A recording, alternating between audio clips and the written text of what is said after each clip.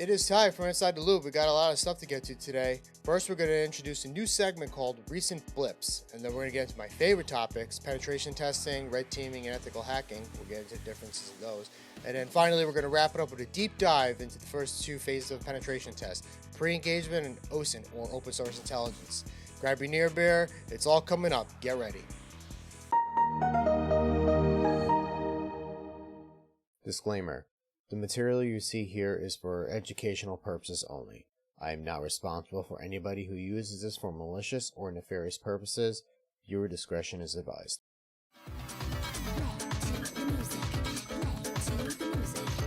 Oh, baby.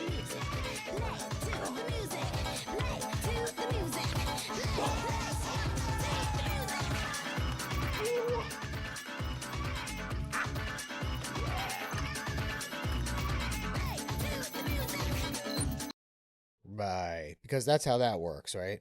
I'm sure all the offensive people or the hackers that are watching this right now are just like, oh, man, we've been doing it wrong the whole entire time. That's how it works. Jeez, I need to step up my game, right?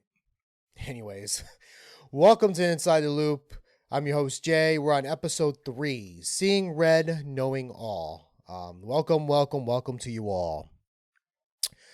So, it's been a bit, I'm hopefully I can get these out a little bit sooner at some point, but right now it looks like, we're at the 2-month mark, for now, until things get a little less busy. So I apologize that, they're not really, close together as I want them to be. It makes it a little bit slower for the material, but we'll get there, right? We'll get there. This is a pretty new podcast, so we got to work out some kinks here.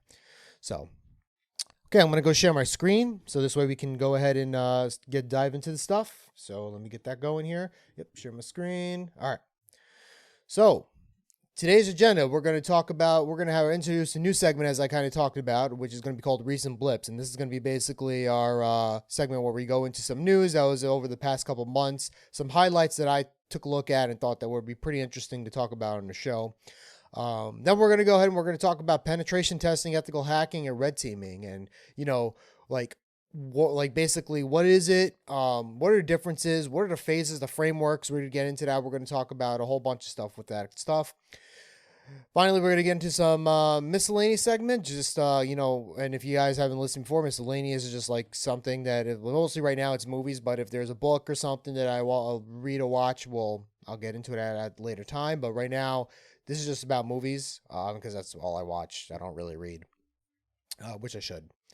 And then, the last 2 portions are going to be actually about what this podcast is pretty much was pre-engagement and OSINT. That's why it's called Seeing Red, because we're talking about penetration testing, red teaming, and Knowing All because of open source intelligence. So let's dive right into it. So we're going to talk about the first thing that's on here, and let me pull up my browser here. So that's going to be let me open up the thing here. All right. So that's going to be, this story is about a real estate agency, and this is kind of like a prime example of using credentials getting leaked and sensitive data. So we're going to dive into this basically, right? So in summary, for the most part, a configuration of a Swiss real estate agency, Neo Systems exposed sensitive credentials to public. Using leaked data, threat actors could potentially breach the company's internal systems and hijack official communication channels. Real estate agencies handle sensitive data, including customers, yada, yada, yada, personal identification. We know that. And then this cyber news website that's on here, reached out to them basically. So we see a lot of this all the time where, there'll be a lot of, there'll be credentials that just get exposed to the public, and it could be from different things. It could be that it was on a public website, or it could be things like through S3 buckets, Amazon S3 buckets. If you guys don't know what that is, basically Amazon has this thing called S3 buckets, which are basically like what they kind of say they are. They're buckets of information that are out there. Sometimes they're secure, but a lot of them are not secure. And, that's one of the things you can take a look at when you're doing OSINT and stuff like that, is take a look at S3 buckets, because you can pull out some information. Sometimes they hold credentials, sometimes they hold spreadsheets or documents, or, it could be also API keys could be out there too.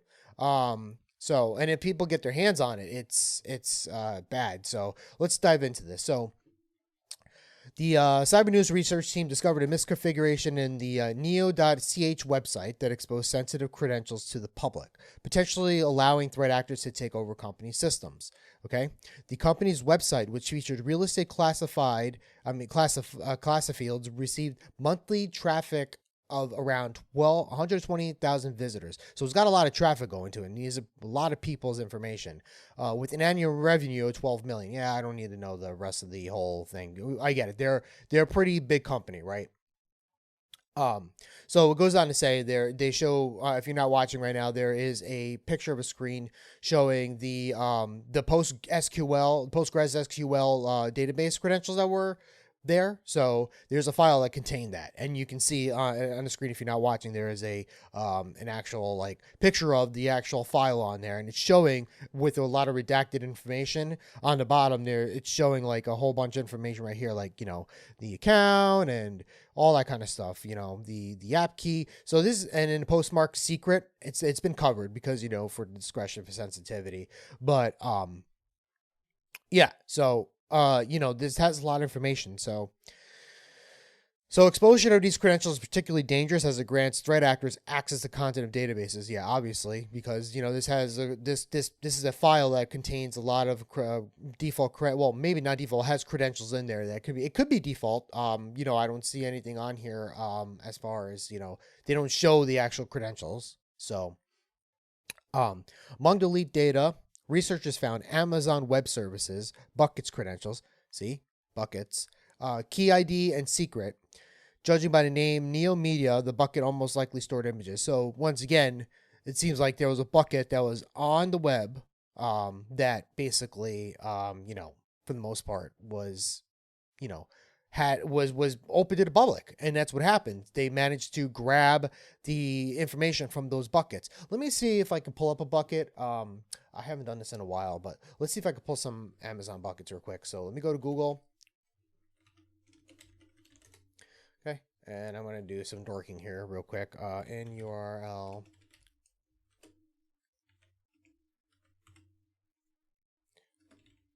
In text. Yeah, we'll do that. We'll start off with that. So let's see.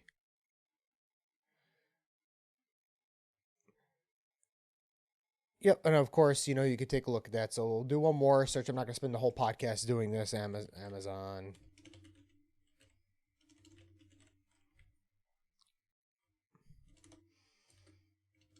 S3 dot. So if you do enough Google dorking, you can pull it up and everything. You know what? I'm not going to get into it. I'm not going to go into, but you can look up the proof of concepts on GitHub. In fact, right here, S3 bucket dorking GitHub. So right here, perfect. Ways of finding it. And there's other ways you can, like, other modules. But here's an example right here. So you can do site copy. Excuse me, my Google dorking is a little out of practice. I haven't done it in a little bit, so I apologize for that. But if we go to Google, as I showed you in the process there, go to paste, and then we do Google search. Look at all this. These are buckets right here. These buckets have information, and a lot of these, I'm not going to go into them, but there's a lot of, you know, buckets here that are, you know, that have information here probably you can access without any authentication. So that's what these guys ended up having right here. These guys ended up having a bucket that was pretty much open, and then attackers were able to take the information off the buckets, and then they were able to get those credentials. So the credentials leaked, you know, port name, and, you know, for you guys who are actually listening, I went to GitHub, and there's actual proof of concept, well, dorking. And if you don't know what dorking is, basically Google dorking is kind of like is Google hacks for the most part. So it's using Boolean logic to add specific context to search for specific content, right? Basically what I mean is, like, instead of just searching like dogs, right, you go in title dogs, meaning in the title of the site say dogs, or you can say site, you know, the site is dogs.com. like that S3 buckets I put into Google, because you go into Google and you paste in site : and then you put in the site.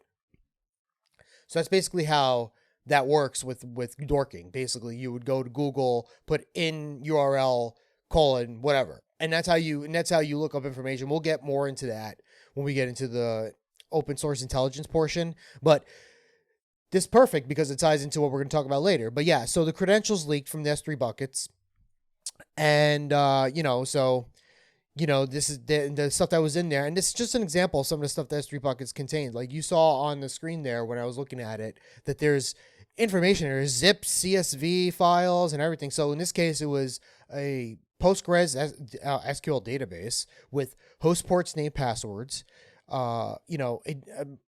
A couple other data gun deals with Mailgun, a Mailgun host with username and password. Access key, an AWS bucket access key in secret. I mean, these people were pretty much hosts because you had all these credentials and access keys and API tokens. So the full list is Postgres database, Res database, a Mailgun host, and they all had ports and username and passwords, Postmark API with SMTT credentials, AWS bucket access and a key ID and secret, Twilio account credentials, Aircall API and tokens, Elasticsearch AWS credentials, Google Client ID and secret, Facebook Client ID and secret, Trustpilot API key and secret, PriceHubble credentials, MoveU.ch token, Canny ID keys and tokens, and Travel Time API. So this is what happens when you have things that are unsecure and public and people start looking things up. So if you have an Amazon bucket out there for your corporation, or you just have an Amazon bucket out there, make sure that you try to limit the access to it. You don't want people accessing that. Once again, I'm not too familiar with how buckets actually work as far as setting them up and stuff. I haven't done that personally, but I do know they are a treasure trove of information sometimes, as we can see in this article that I have up here. So it goes on to say that, another piece of sensitive information observed the application programming interface, which is the API, a simple mail transfer protocol, which is SMTP credentials for Postmark email link services. So they're talking about the SMTP credentials that were leaked. By exploiting these credentials, a malicious actor could use the company's official email to deploy phishing campaigns and sending spam, which is typical because if they get the credentials, they can send these emails, and then all of a sudden now they got a list. So SMTP has its own interface, right? So you can interact with it. It's like command line, and there's certain commands that you can use to gather information, gather usernames and stuff. You can lock it down too, so it's not like that. It's suggested if you have SMTP hanging out there, but there are commands that you can use to enumerate stuff, and there's a whole list of them too. So if you go look it up, you can SMTP commands, you can pull down and try to enumerate that information. That's how you can get that kind of stuff. So they go on to talk about Mailgun and Twilio and, how they can be used for phone calls, messages. So, so to the extent, so basically what is the at stake? Well, data is exposed. As it was saying here, data is exposed. The company enabled threat actors to launch a multitude of attacks, both website and itself and users, with relative ease because they had API tokens and they also had username and passwords. And then, the threat actors could leverage data present in databases to initiate a range of malicious activities, including phishing attacks, fraud, market campaigns, and identity fraud. So there's a lot of information that was leaked, and this happens. Unfortunately, this does happen. So what's the company's response? Well, it goes to say in their official statement, the company stated that they removed an exposed environmental file immediately. We would like to stress that we often rotate our keys and that our file was, for the most part, holding obsolete data alongside inactive services that we don't use anymore, claimed the company. Right. Well, it goes on to say how to avoid these risks. Well, avoid using a root user. You don't want to have everything running as root, basically. It can pose security risks, obviously, because you're running as administrator or, the top account. I mean, let's just run everything as administrators so this way we can like have access to everything, right? No, there has to be controls in place. So, avoid using the root user account unless you absolutely have to do an administrative function. Keep database shielded, protect it from public internet. As it says, this can be achieved by placing a firewall or a VPN, enhance security. So, if you have a database, you want to make sure you protect them because they have a lot of data. A lot of these databases store credentials locally too. So if you get access to a certain database, sometimes you can go dig down deep into their config files and you can find default creds, or you can find some credentials that they're storing in there. So you want to make sure you protect these things. Role-based access controls, basically what those are is like, based on your role in a job, you have certain access to certain controls. So, Johnny in accounting only has access to, this because he's based on his job role, but he does not have access to this. Like he's accounting, he has access to the funds, but he can't hop into an IT share. So that kind of stuff. So remote database access, secure your remote database access. You don't want to have that hanging out there. And if you do, make sure you have it secure enough with like MFA or, it's some sort of authentication mechanisms or security device. This way, there is that layer of defense between it. Once again, multi-factor authentication. I just said it. So make sure you are using multi-factor authentication. It's almost trivial to kind of deploy it now. So there's easy ways to deploy it, and it should be used in everything. So it's a little more convenient. People get a little pissed off, but you know what? It helps secure things, and anything that you can make sure that the bad guy can't get to, as far as make it harder to get to them, the more of it is a win for you. But bad guys, well, it's kind of it's annoying for you, but there's also ways around that too. So that is that article. Okay. Next one we're going to talk about is T-Mobile discloses a second data breach. So there was a data breach that T-Mobile had a little while ago, and I'm going to get into this this a little bit more right here. So we're going to read this article a little bit, get into it. I'm not going to read the whole entire thing. Excuse me. Let me just take a drink.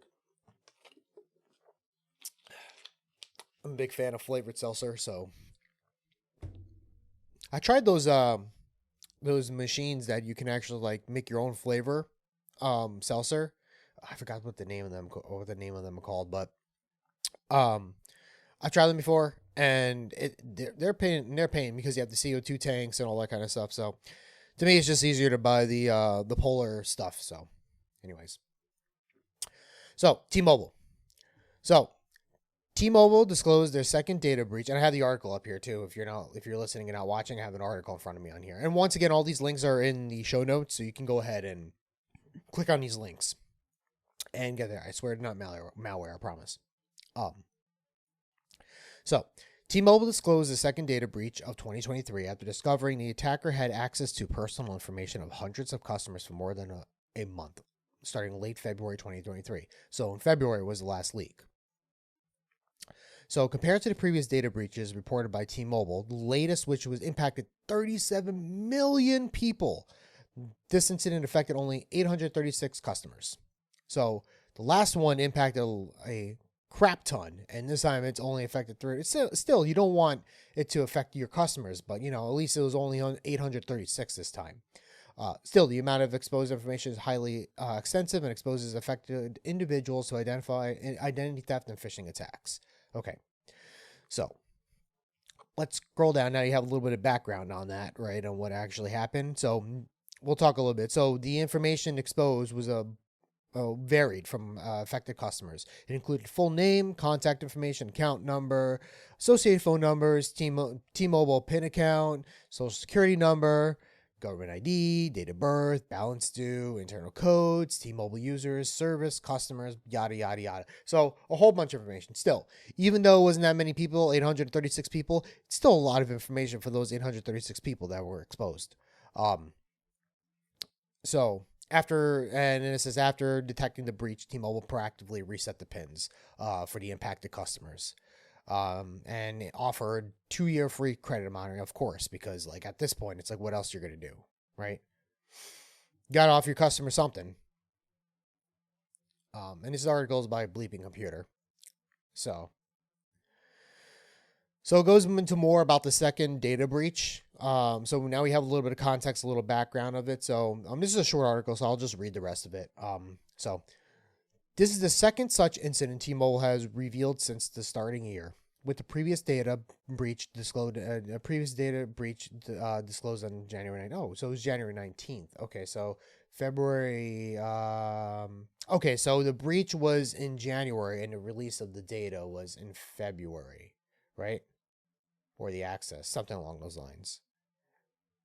Yeah, okay. Maybe this will get into more. I have the article here, so if you read, I'm guess I'm messing up the dates. I apologize for that, but anyways, so with the previous data breach disclosed in January 19th.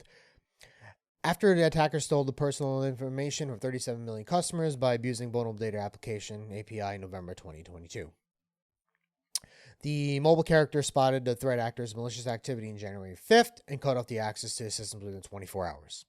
So T-Mobile described the stolen data in the January breach as a basic customer information, including name, billing address, email, phone number, date of birth, blah, yada, yada. Okay, we talked about what kind of information that was earlier. So, and since 2018, the mobile carrier has disclosed 7 other data breaches, including one that exposed roughly 3% of T-Mobile customers. And then they go into the breakdown. So there was one in 2019 where T-Mobile exposed account information of undisclosed number of prepaid customers. In March 2020, T-Mobile employees were affected by data breach exposing personal financial information. In December 2020, threat actors access customer proprietary network information like phone numbers and call records. February 2021, an internal T-Mobile application was accessed by unknown attackers with authorization. In August 2021, hackers brute forced their way through the carrier's network following a breach of T-Mobile testing environment. That's not good. In April 2022, the Lapsus extortion gang breached T-Mobile's network using stolen credentials. So, as you can see that if you're a T-Mobile customer, you gotta be careful because apparently there's a lot of breaches that happen. And I'm not saying T-Mobile's bad. A lot of companies have this happen. So but just be aware. And I'm hoping that T-Mobile learns from this so they can change their security stuff. So one of the spokespeople from T-Mobile said in a statement, "We notified a small number of customers that our systems and processes work to detect and stop a bad actor who is accessing account using compromised credentials. No personal financial account information or call records were included. We take these issues seriously and have taken steps to proactively protect the impact customer accounts and help prevent reoccurrence. We'll continue to investigate what occurred to expand the safeguards we have in place." T-Mobile. I hope so, because that's a lot of information, and things like this happen because it could be from many things. As an article here, for example, exposed account information that could be once again hanging out in the public. And then there's one right here. It was brute forcing their way through a carrier's network. That's because they're probably using crappy passwords, or they got a hold of a thing and was using crappy passwords. With brute forcing, it will get through. Brute forcing will get through. You just need time. So it may not happen tomorrow. It may not happen next week. It may not happen a month after that, or even a year after that. But if attackers have enough time, brute forcing with the right word list, or list, I should say, you can break through with a brute force. It just takes time and how well things are. Not like how well things, the passwords are. So there's also like a password strength meter. So, if you ever want to test out your passwords, you can always go to like Google and then type in password crack test right here, cracker test. And apparently I'm behind a VPN, so Google's mad at me for that. But, so like if you go here, like compare attack generator tool. Come on, let's load. Yeah, so if you type in your password here, so for example, spring, it would take a computer instantly to crack your password. I just typed in the word spring. Okay, so let's do spring 2019. 4 days. 4 days. And that's without any capitalizations. Now, if I go and add a capital to this, 3 years. You see how easy it is to increase your strength of your password, right? I add a symbol at the end. 2,000. That was only an exclamation point. 2,000 years to crack that password. And, still, even that's the case, I don't still believe that because my password right now is capital S spring 2019 exclamation point. So that could still be brute forced. I don't know about 2,000 years, but it's better off than having just lowercase spring 2019.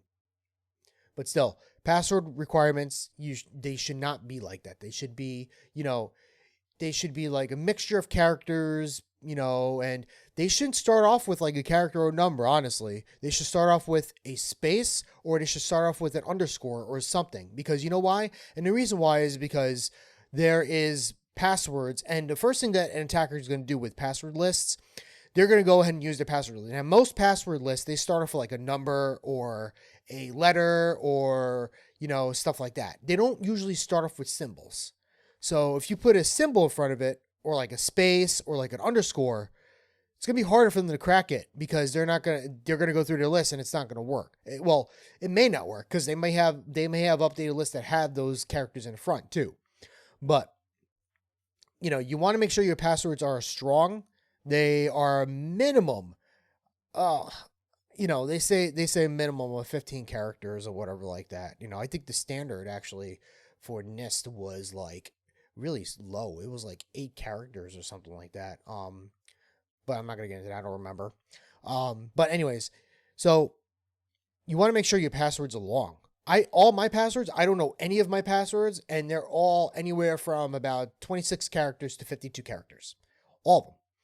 Now, if I get my password manager, then I'm kind of screwed because I got to type all that in, or I can't use my password manager anywhere. I have to manually type it in. Yeah, it sucks, but it is what it is. But I make sure that my passwords are all long. If you can't make a password long enough or fit those requirements, then you can always go with a passphrase too. It's not fully recommended, but it's better than nothing, right? And with a passphrase, you can make it so this way you can do, spaces in between, exclamation points, add numbers, just a simple sentence would work. Like, I'm going to the store, or space, I am going to the store, all like a sentence, exclamation, underscore, exclamation. There. Okay. So anyways, so I hope T-Mobile learned their lesson on that, and they're working to get those in place because you don't want your customers getting mad and having their data exposed. Okay, so next one we're going to talk about is after a cyber attack, do's and don'ts of higher education staff. Well, you know what? We'll save that for last. I want to make sure that we get into that because I think it's important for educators. And second data breaches being the fact that my wife is a teacher. I think this is applicable for all education and staff. So we'll do that. We'll talk about it at the end of the recent blips. So we'll move on to the next one, which is a new Spectral Viper backdoor targets Vietnamese public companies. So let's get into that one. Okay. So this one is short, but it has some good information on how, backdoors and stuff like this work, which is pretty cool. And then if you're not looking at if you have this up and you're just listening, I went to the site and there's a picture of how this, apparently this malware or this backdoor is working basically. You have a little, it shows you the system and it creates this config file. And it shows you a chart, basically. It shows like the loader it uses, Spectral Viper, and goes into different things here. And it shows you the flow. So if you're interested in taking a look at the actual diagram there, you can go and take a look at the link in the notes. So Vietnamese public companies have been targeting as part of an ongoing campaign that deploys a novel backdoor called Spectral Viper. Spectral Viper is a heavily obfuscated, previously undisclosed x64 backdoor that brings PE loading and injection. Okay.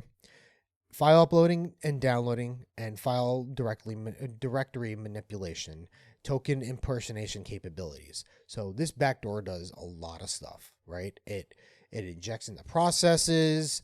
It loads into the PE block, right? The PEB.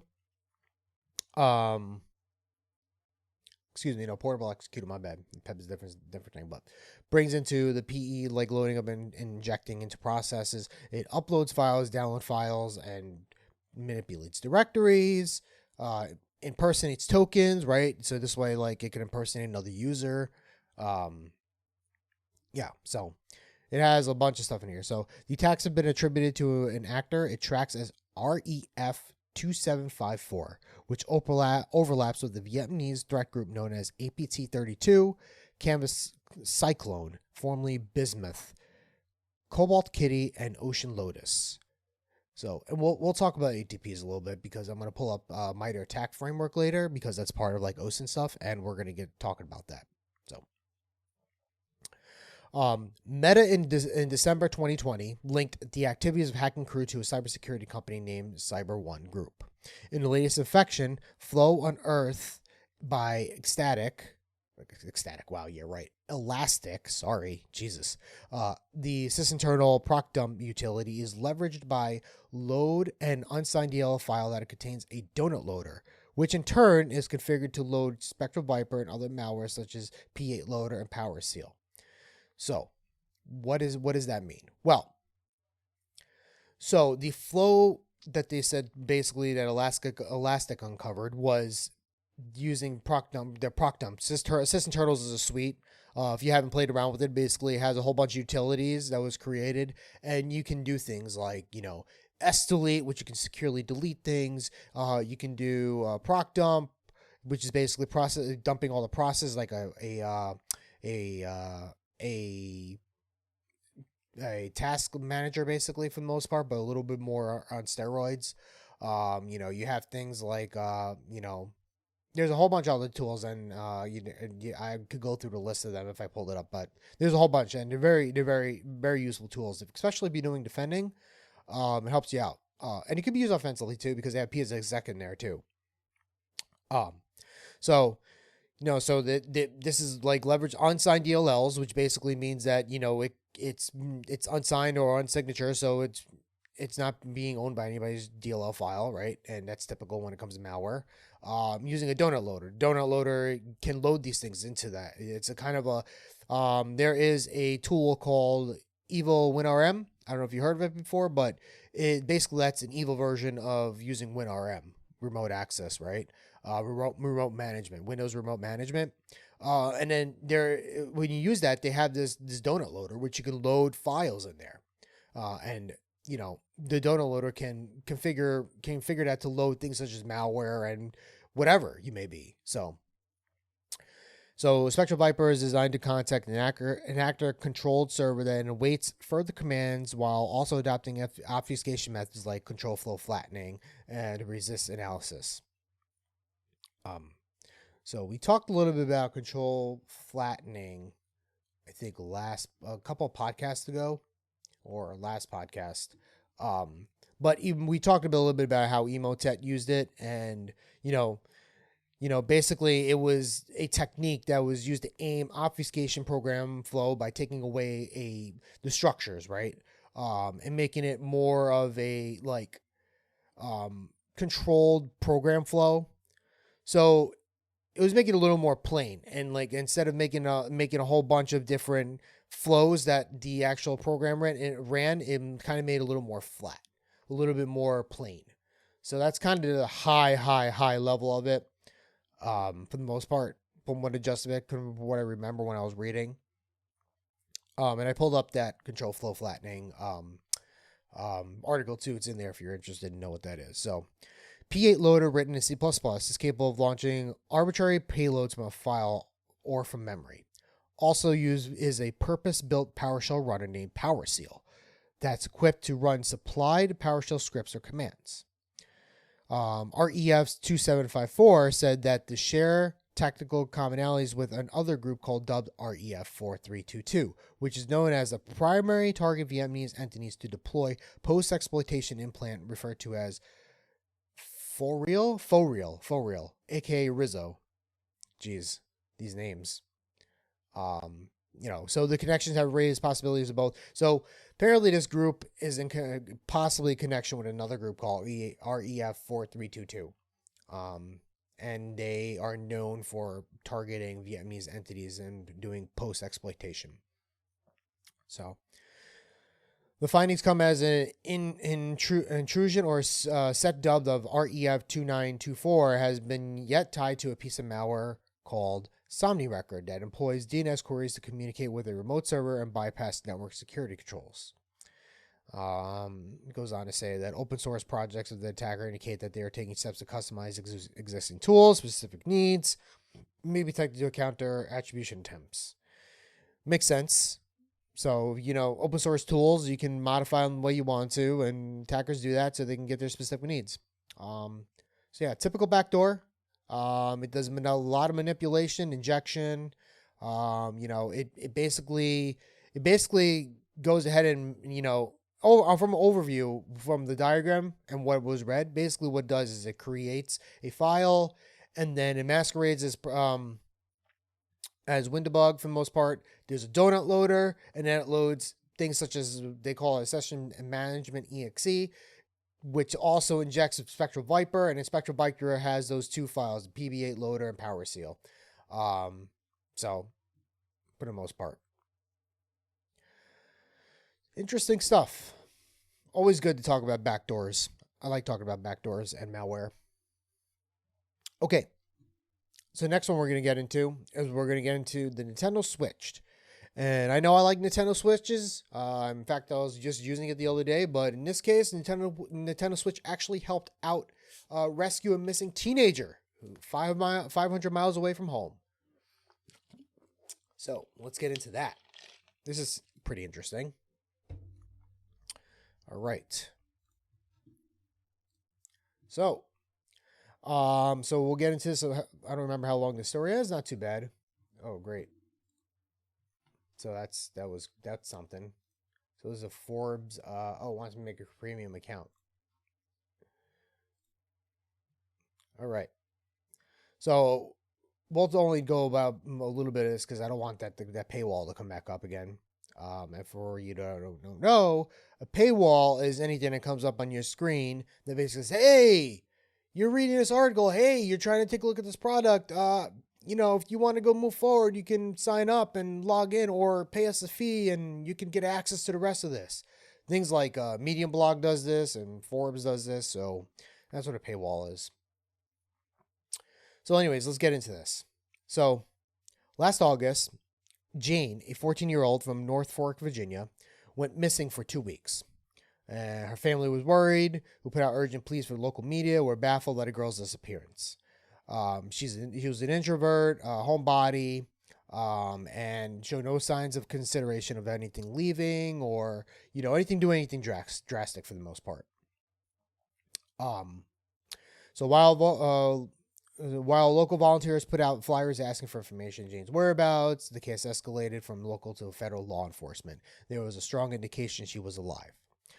9 days after her friends last saw her, they noticed activity on Jane's Nintendo Switch account. She'd watched hours of YouTube and downloaded game Little Nightmares. I've never played Little Nightmares, but apparently they were tracking the activity account, the Nintendo Switch account activity, which is interesting. When FBI learned about the activity, agents sent an extant request to Nintendo asking for data about Jane's account. Tech companies often receive such requests, though because the data demands are not signed off by a judge, the companies aren't legally required to respond. Many do if they are given a full explanation as the exigency of the case. Okay. This is a pretty big issue. A lot of things when it comes to privacy. A lot of companies will give your information out, even though that they have their statement. Oh, we take your data, we house it and everything, and that kind of stuff. There's still companies that will be like, yeah, law enforcement is talking to us, and they want to know stuff, so we're gonna hand that over. There's a few companies that I know that actively don't do that. Like one of them I know is Apple. I know Apple will refuse to do that kind of stuff. And Apple, they have, like, for example, a lot of stuff like the iCloud now has keys in it. And Apple can't even access those keys. So all your data is in the cloud. If you lose it, it's gone. They can't recover it. But things like like companies like this, like Nintendo and other companies that take your data. And an example would be, surprisingly, is Proton Mail. Proton Mail, they said, hey, you make an account with us, and we won't send your data out or anything. It doesn't matter what. But there was a case at one time that they were looking for a criminal, and it was known that this criminal was using things for funds with the a Proton Mail account, and they gave their information to authorities, and the criminal got caught. Now, that's great for them. That's good that the criminal got caught. We don't want criminals getting away with things, but the fact that the privacy was leaked was still against their terms. So there's a lot of companies, and of course that was kind of justified, but still, there's a lot of companies that will have your data and they'll give it up. Maybe either because they're selling it or because law enforcement's looking for something, they'll give it to them. So, anyways, in this case, Nintendo returned information on a Wi-Fi network which the Switch had connected. That gave the FBI a starting point, allowing them to get the data from the internet, from Cox Communication, which include an IP address and a physical location in Tulsa, Arizona. The cops carried out the surveillance on the property before entering the building and finding Jane hundreds of miles from home. Inside, they also found a 28-year-old man, Ethan Roberts, who Jane had met on Omegle. I don't know what that is. I'm assuming it's some sort of social media site or whatever. Having spent months interacting and sending sexually explicit images to another, Robert traveled to North Fork via Greyhound bus, picked up Jane, and took her back across America to his apartment. In interviews with police, his victim said that once in Arizona, he tried to get her back to Omegle, meet the individuals, and sell them nude images. The April Roberts was sentenced to 30 years in prison for production of child sex abuse material. Nintendo has, in response to the request, the commitment and the type of publication. So, it goes on to say that, that basically their in the case shows that Flipside tech companies holding information that can be used to quickly locate the individual. There's plenty of concern about the impact of a person's privacy. Right. This kind of goes back to what I just said about Proton Mail, stuff like that. Even though this helped out, and thank God that they found this person, this kid being sextorted for the most part and kidnapped. But for the most part, like, this goes back to the privacy. The company tells you they take your information and they won't give it to anybody. In this case, it's justified, but there are concerns, because what happens if something else and some other, agency comes on, they just want to get some information on somebody just because, and they're going to give it up. It is what it is, right? It's a double-edged sword. There's a good side and there's a bad side to it. So, and that's a battle that, that's going to be everlasting, and hopefully one day will get resolved. I doubt it, but it'll be everlasting, and it's one of those things. So, it is what it is. So, anyways, glad that she was found. Nintendo Switch was, they basically tracked her account playing games. I'm surprised that the guy let her play her games. I mean, I guess he didn't understand technology that well, so surprised. He was 28 years old. He should have known something about it. But anyways. So the next one we're going to get into is once again, is going to be talking about privacy. And this is basically the knowing all portion too, right? Knowing all, collecting data. So this one's about Xbox.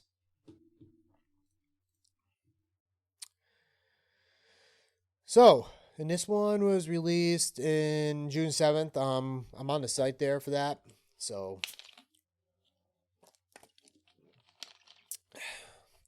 excuse me. So, Microsoft had agreed to pay a penalty of $20 million to settle U.S. Federal Trade Commission (FTC) charges that the company illegally collected and retained data of children who sign up for its Xbox video game console without their parents' knowledge or consent. And then they have a quote saying, "Our proposed order makes it easy for parents to protect their children's privacy on Xbox and limits what information Microsoft can collect and refrain about its kids." Right. Once again, company claiming, yeah, we limit what we take from you.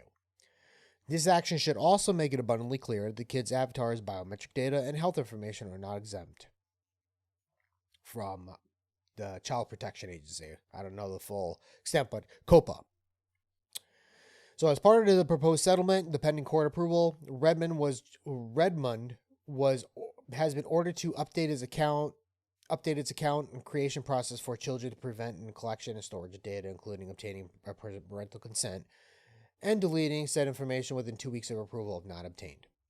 So, there's a lot of this stuff. Once again, this is another example of a company taking people's data and then having it going to extending it to a third party, right?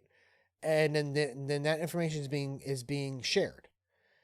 And it's being shared with advertisers, as it says right here. Furthermore, Windows Maker is said to have shared user data with advertisers by default in 2019. Xbox took a whole bunch of kids' information and they violated by sharing information.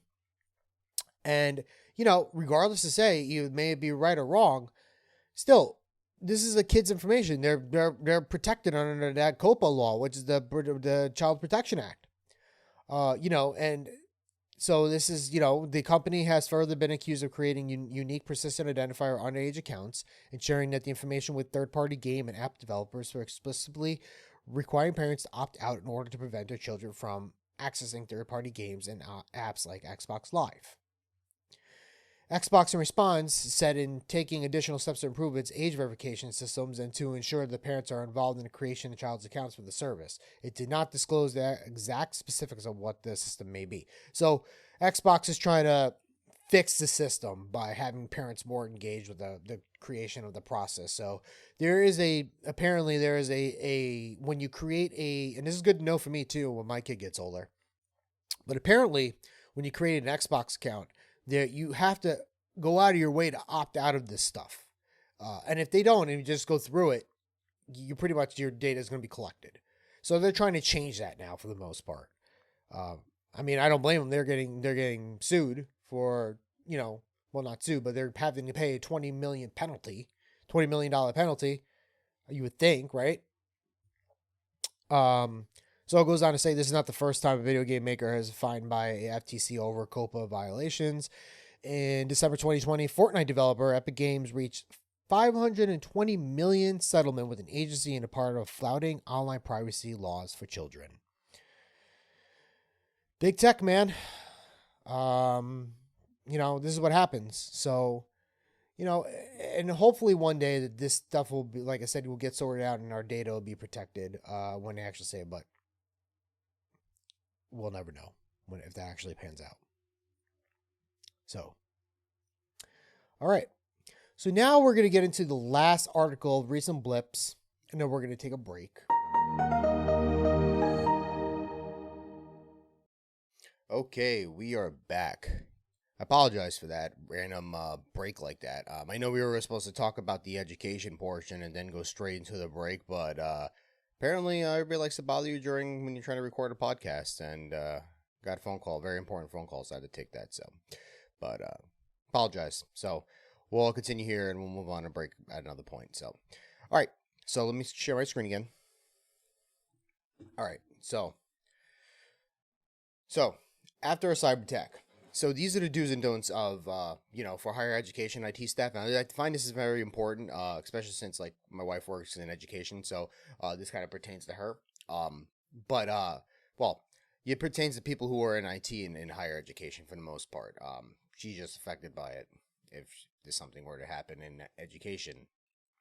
But anyways, so basically this is going to be the do's and don'ts of that, and there's a lot of valuable information in this because there's a lot of phone calls I get from school districts, and it's like what do I do and all that kind of stuff. So hopefully this kind of clears up and like helps you out with what to do after a cyber attack. Like the do's and don'ts, like what it says, the do's and don'ts, right? So, all right, so let's jump right into it.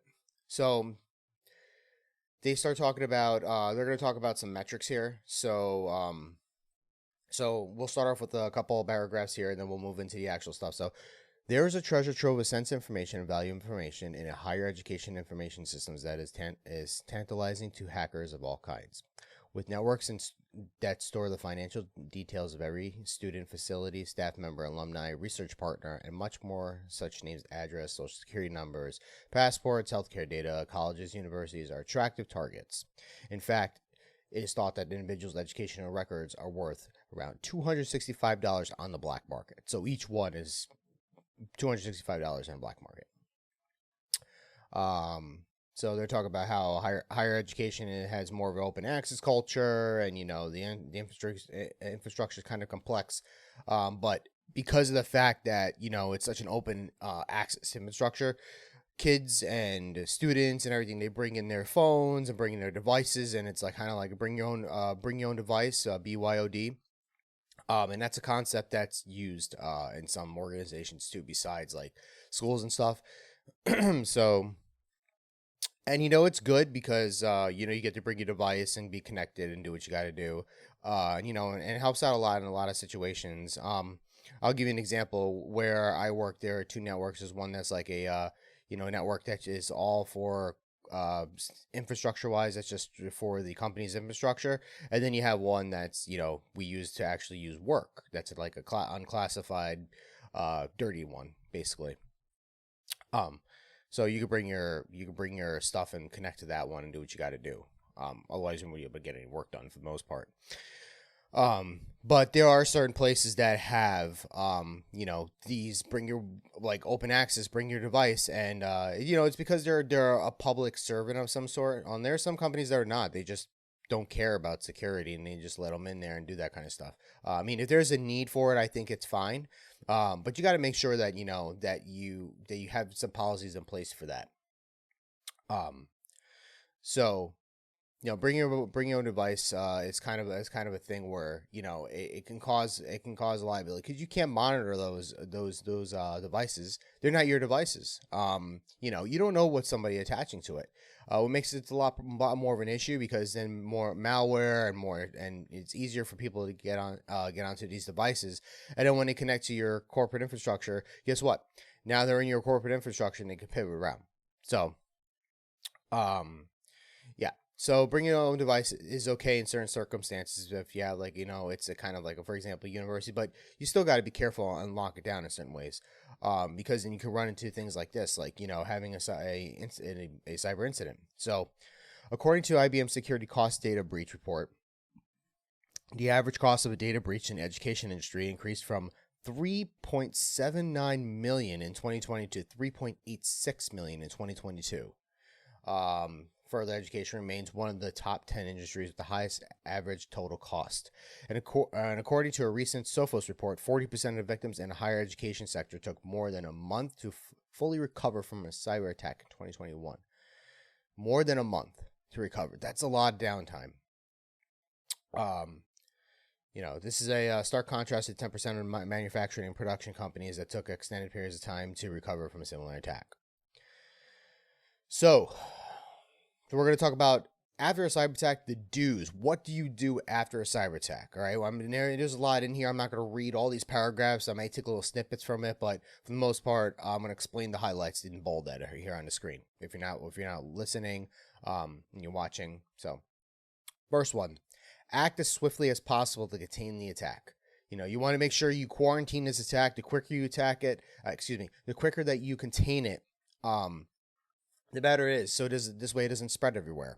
You want to make sure that you are making phone calls. You're trying to make sure that you have a recovery plan in place for this kind of thing, right? Number 2, consider if you need to bring in outside resources to help. I mean, you're gonna have to, you get your school gets hit with some sort of cyber attack. Now you've contained it. You need to reach out to people, right? You need to call your incident response team, or you need to call whoever's going to deal with that. You got to call your cyber insurance. You got to call law enforcement. You got to call people who's going to help you out with these and get you the resources you need, right? So you can't, unfortunately, you're not going to be able to handle it on your own, but you could have your IT staff do some basic things, right? Like going ahead and resetting passwords, or changing certain things, or getting rid of certain usernames or files. But you want to make sure that you get your your law enforcement involved. You want to make sure you get cyber insurance involved. And you want to make sure you get your incident response team involved. And also that comes with another thing too. If you have an incident response team that you reach out, you got to be careful, because sometimes your cyber insurance might actually have their own cyber team that they work with specifically, and that you can't use anything else. So you got to make sure you go through these steps to find out what resources you can and can't use. Next one, analyze what happened to improve security practices and incident response. Okay. So you got hit with a cyber attack. You went through the role of getting your law enforcement, cyber insurance, incident response in there, all that kind of stuff. Now you gotta do lessons learned type deal. You gotta learn why your infrastructure got hit the way it did. Was it the fact that a student leaked out their password and they were connected to a school infrastructure doing something, and then somebody pivoted through? Or did somebody click on an email, on the school computer somewhere and brought to a phishing link, and that's where, they got inside? Or, it could be a million things. It could be a bunch of things, right?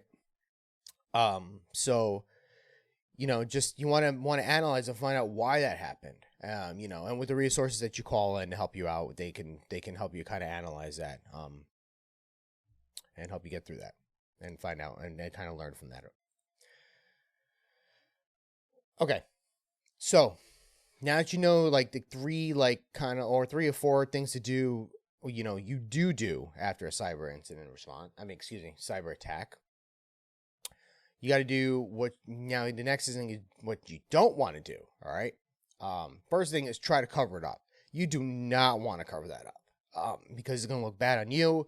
People are going to wonder why, they can't get paid because it may have hit payroll or something. And also it's a public relations thing. You don't want to cover it up, because then, when they find that out later on, because it's going to get found out later on eventually.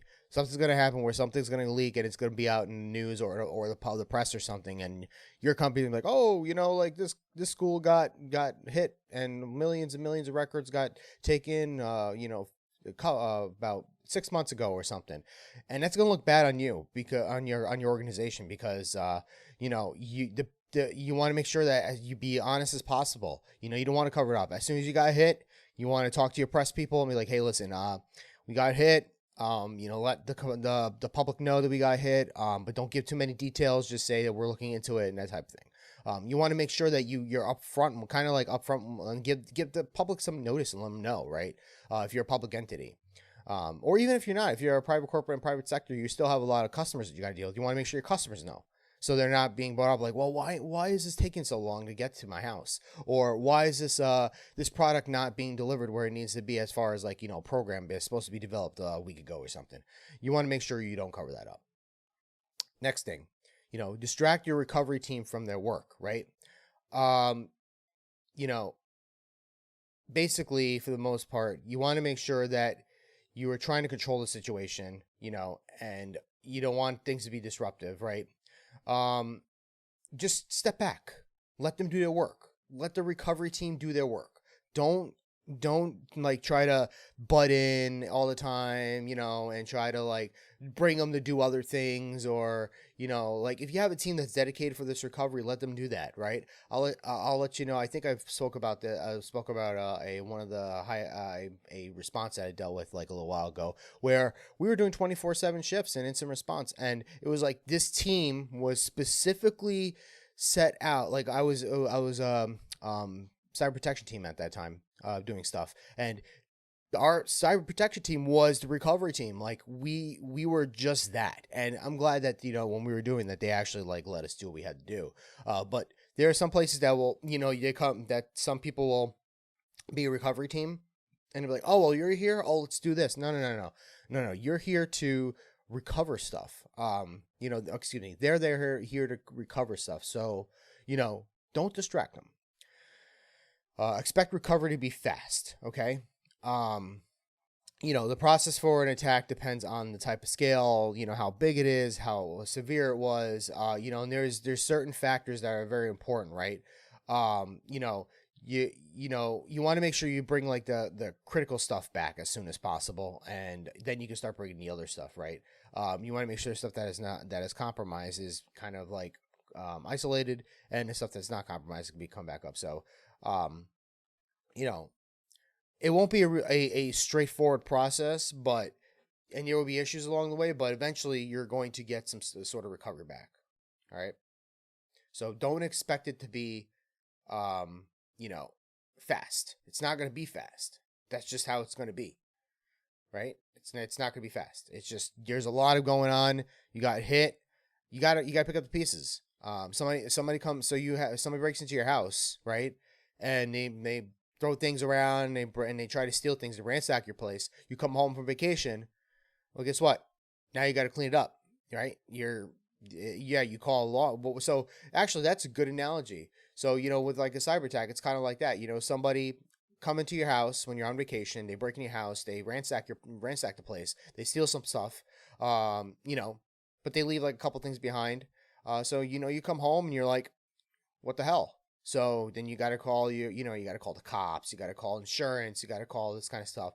And then after that, you got to clean up because your house is a mess. So you got to clean up and try to get back in somewhat of an order after everything is done, with the police and crime scene and all that kind of stuff. So, it's the same thing. It's the same thing, right?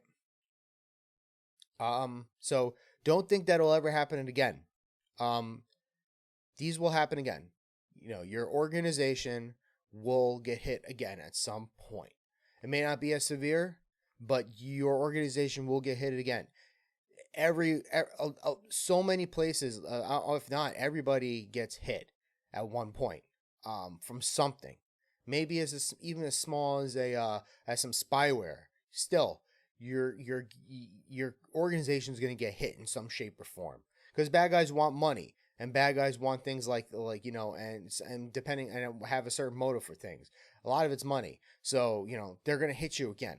So, and a lot of these things could go on a black market for a good amount of cash. So, okay, let me zoom that out. It's a little big. All right, so that's pretty much recent blips. So this is where I was going to take a break, but I already took the break. So we're going to kind of roll right into it. So, okay. So we're going to get into one of my favorite topics. Is penetration testing. I like doing offensive stuff. It's one of my favorite topics.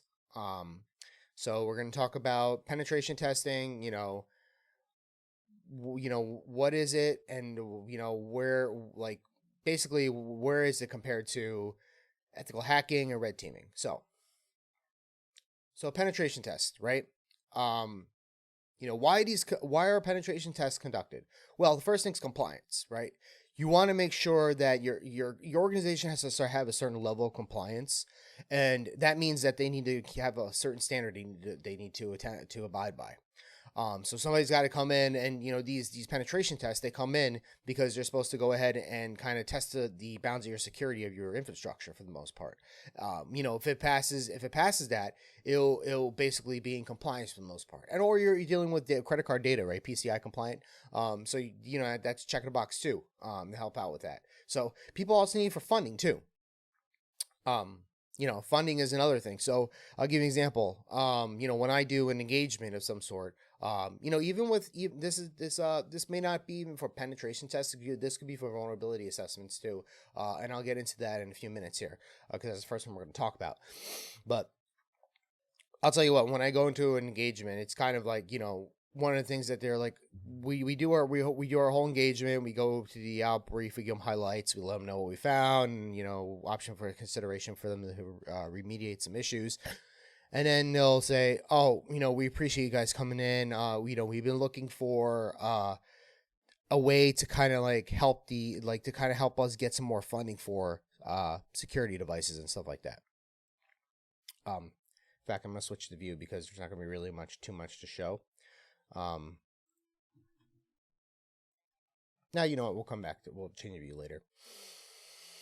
Anyway, so it's not really much. Yeah, so they basically need the funding for they could bring it up to so this is like a lot in small towns. They'll have a small IT infrastructure in a small building, and they'll be like, we don't have any funding to do anything. So you go in there, and the network's like super flat, and they have a lot of holes in it, and there's only like one IT guy that does everything. So that one in particular, like something like that, they use that for like funding. They'll bring that out to the town, and then they'll say, hey, listen, we did a test, and this is what everything was found. We need funding to fix these kind of things. Then they'll get funding. So any bigger corporations do too, but mostly that's a lot for smaller corporations, from my opinion.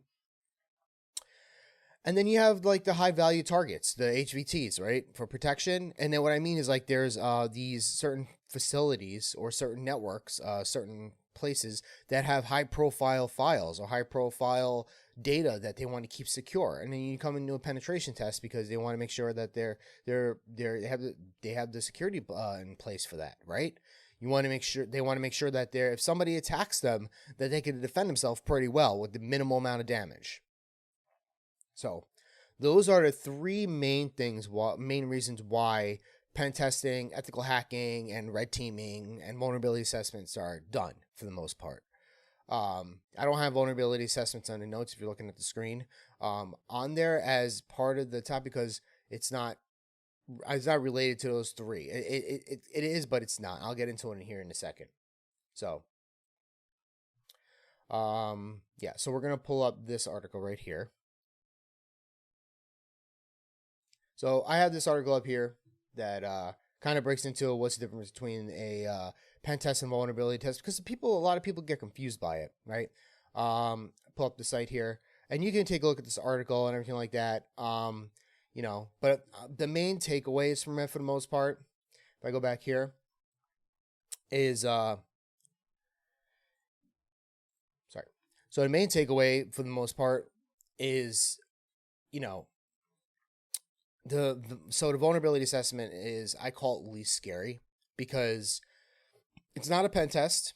You're not going in there to do any sort of exploitation or do any sort of validation or anything like that. You're just doing a vulnerability assessment, meaning you're going to do some scanners. You're going to find out what's vulnerable. You're going to put in a report, and you're going to send it out. Or you're going to find some vulnerabilities, you're going to put them into a database, and then you can use them for later vulnerabilities for something later, like, bring them to your pen test team, or you're going to bring them to, next engagement for something, or compare them to data, whatever. But for the most part, vulnerability assessment is going to be, you come in with scanning tools, and you scan. And then you basically put a report together and ship it out. And your remediations are usually in a vulnerability assessment report. So there may be times that vulnerability assessments may involve a validation verification, and I don't have it on my notes here, but for the most part, it's like so there's what's also known as kind of like the gray line between vulnerability assessment and penetration test. We like to call it at our job pen test light for the most part. And what that is that basically it's kind of like a pen test, but the only difference is that it's not going through the full motions of a full proof of concept validation. What I mean by that is, for example, you would go through the whole entire thing of scanning, doing web scans, doing Nmap scans, going to look for open services, looking up vulnerabilities, finding proof of concepts, and using those depending on what it is, right? Like, for example, let's say you found a website, and the website had directory traversal, right? You look it up and you go, like, I know Cisco ASA in the past has had a directory traversal in one of the versions. So, and in fact, that was like one of my first vulnerabilities I kind of found. when I was doing it in an engagement. So so let's say you have that, right? You go ahead, you find a proof of concept, you do a directory traversal, you find out some files. Great, that's fine. In Pentest Lite, but what's not okay in Pentest Lite is, let's say that router was exposed to a vulnerability where you can upload something to it and then take it over. Can't do that in Pentest Lite. You stop at the point where it's like, okay, I can see those files. Cool. I'll take a screenshot. It's that. And that's kind of like the validation phase. So there is times where there's certain places that would do like a Pentest Lite. Like I do a Pentest Lite. So. But yeah, so there are places that do Pentest Lite where it goes through all the motions of a pen test, everything that you do. The only difference is that the validation or the actual pen test portion of it of the exploitation phase is not as heavy.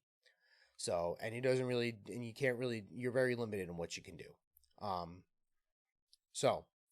But anyways, so yeah, I mean, there might be vulnerability assessments that may do little things here and there that are kind of like minor validation or minor things that a pen test would do, but nothing too intrusive for a vulnerability assessment. Like I said, the next step up would be basically a pen test Lite, which is kind of what I do, at work for the most part. So.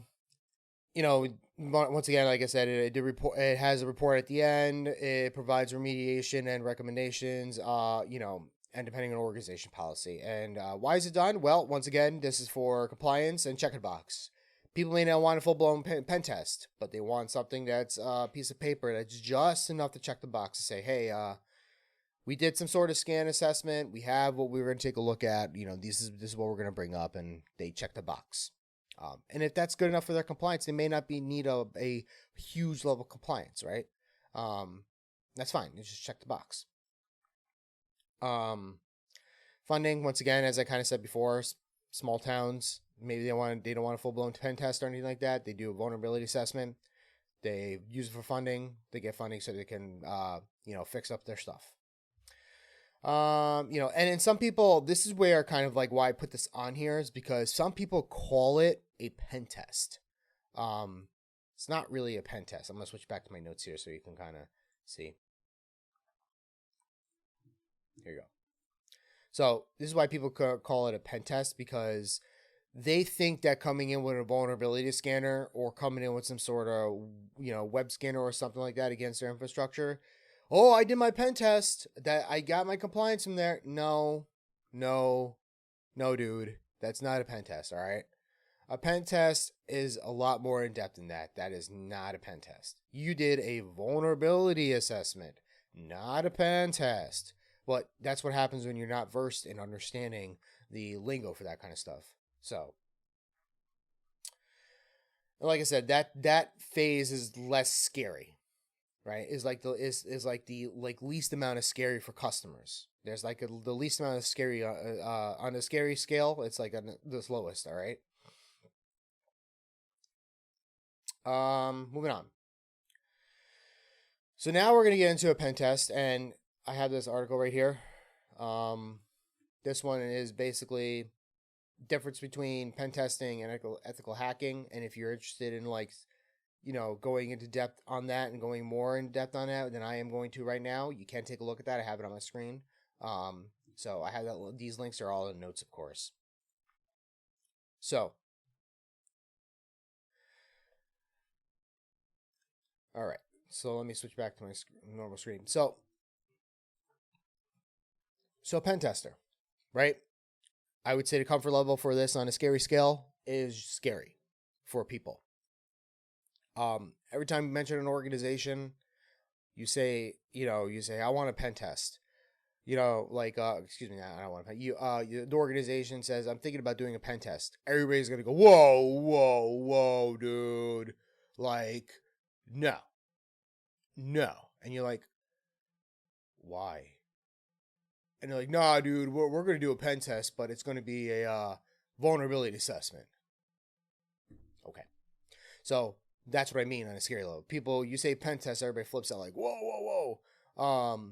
But so So pen tests, they're formal, right? And compared to ethical hacking, they're formal, they're structured. They have a standardized testing for that. They have their own standardized way of testing. There's a scope that they have that they may have. Well, no, pen testers definitely do have a scope that they have to attend to. So you have to follow a scope basically. There's also a fixed amount of time for an engagement, right? So pen test will have this amount of X amount of weeks to do it or X amount of days to do a pen test.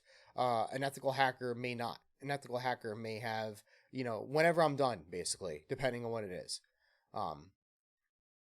So pen test also abides by the rules of engagement. The rules of engagement and scoping document are a little bit different. Scoping has like all the IP addresses or all the stuff you're able to touch. Rules of engagement is basically stuff that you can and can't do. So they have to abide by rules of engagement. Just like if you were a military vet, like me, if you were downrange in Afghanistan and all, rules of engagement. You don't engage the enemy unless the enemy engages you. That type of deal. So they use these frameworks, right? There are certain frameworks that pen testers can use. And I think we'll get into these frameworks down here if I'm not mistaken, right? Yeah, we're going to get into that. But so they use frameworks and we'll go over some of those frameworks in a bit. They do not remediate. So pen testers don't remediate the issues, right? They just tell you what they found, and then they kind of like recommend it to you and say, hey, this is what we found. This is what we recommend, right? And it's up to the stakeholders that they're working with or the technical people to fix those things. So why is it done? Once again, compliance. People use it for compliance. So like, instead of just doing a vulnerability assessment, just doing a check saying, hey, that was our pen test. People actually know I want to have my infrastructure actually tested, for compliance, because maybe they have to be bound to a stricter rule of compliance. So they have to have that. So funding, once again, they'll have a pen test done because they could be like, hey, we had a test come in and this is how much we need to fix. We don't have the money for it. So if you want to give us money, that's great, to town or wherever they be or city or whatever. And they'll say, all right, whatever. And then just, some corporations actually want to harden their infrastructure. And this goes for not just technical, this goes for physical pen testing too. Physical pen testing is very similar with what that is too, right? They're all doing the same thing for the most part. They're looking for compliance, they're looking for funding, and they're looking to harden their infrastructure. They want to make sure that the bad guy can't get in either physically or technologically, right? So ethical hacker.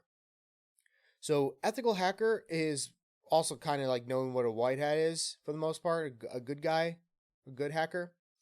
And this comfort level I say is scarier than a pen test, because reason why is because it's informal testing. An example that would be bug bounty. For example, they have these bug bounty programs like HackerOne.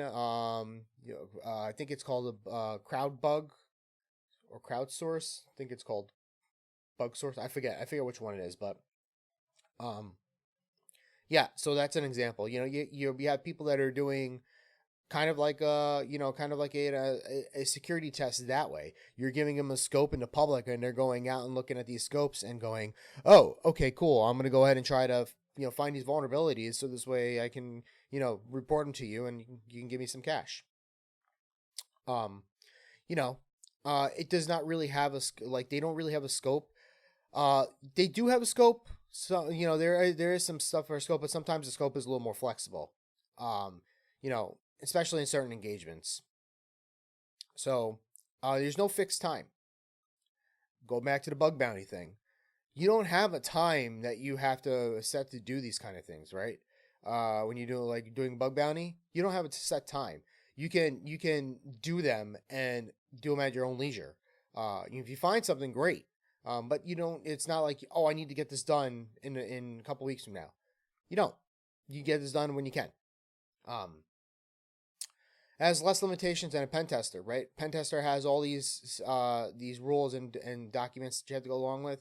Going back to the bug bounty type thing, no, you just basically, there are certain terms that you have to abide by when you read like the terms. You have a certain scope. At certain times you need to have a scope you need to stick to, and you just basically don't scan or attack anything that is not yours for the most part.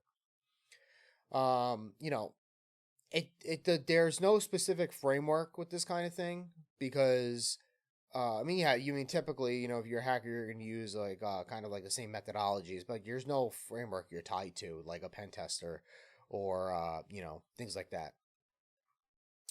So, and then when you will provide a report to the customer, and that's like the vulnerabilities that you found and stuff like that, right?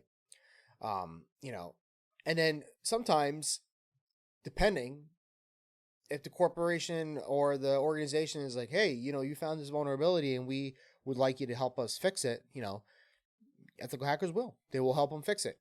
Because the whole point of it is they're doing a security test, so this way they can help you, build your defenses. So, some of them are like, yeah, sure, bring me in and I have no problem helping you out. So why is it done? Well, compliance, again,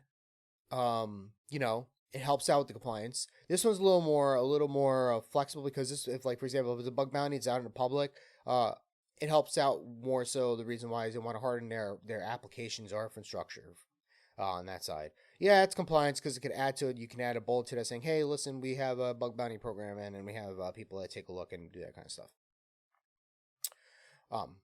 So funding, sometimes there's funding involved because there is funding involved because if there is a bug bounty and they find a vulnerability, you got to pay them. And then you get assistance with the bug bounty stuff, right? You get assistance with remediation sometimes, depending on what it is. So,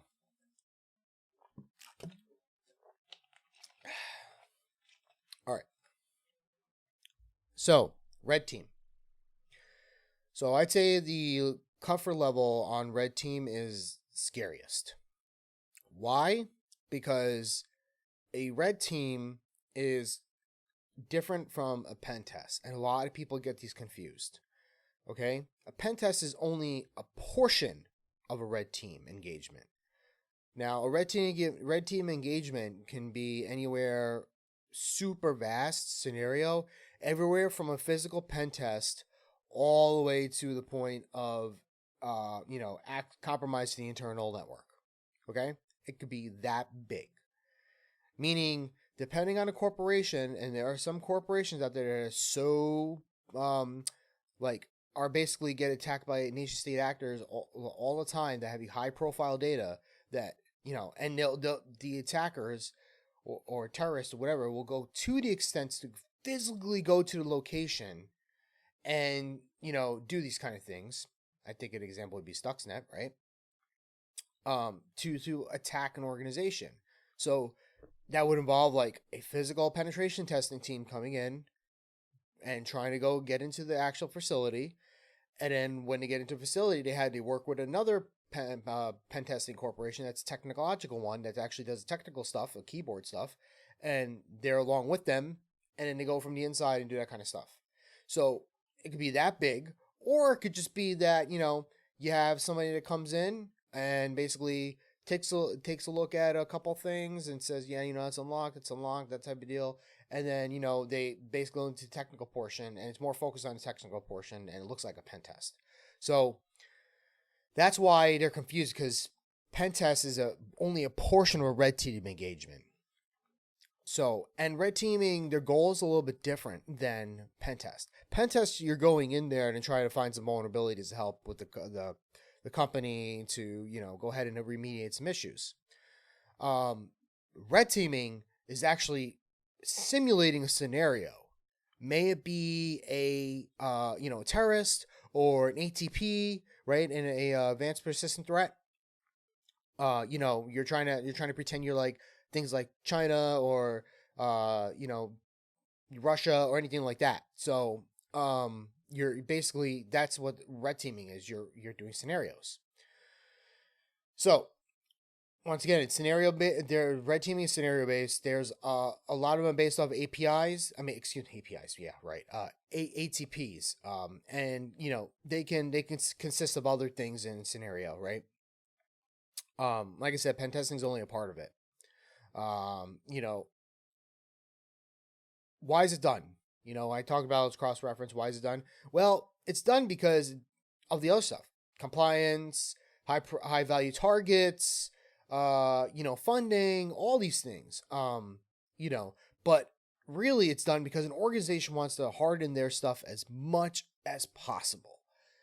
That's the reason why you would do a red team engagement, because the organization wants to harden it as much as possible because they got some high value data there. And they want that level of protection.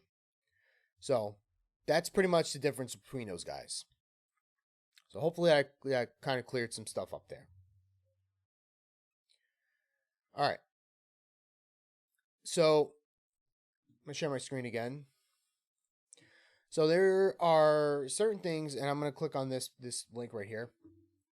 So this is based off East Council, and it goes into the types of different penetration tests. Now, there's a whole bunch of different types of penetration tests. And as you can see on my screen, if you're listening and not watching, there's types of pen tests and lists a whole bunch of different types of pen testing. Goes in a little blurb about them. And there's different types of pen testing. So if you're interested in that, you can read that whole thing there. But basically, for the most part, right? They're now with a penetration test. There are a lot of phases.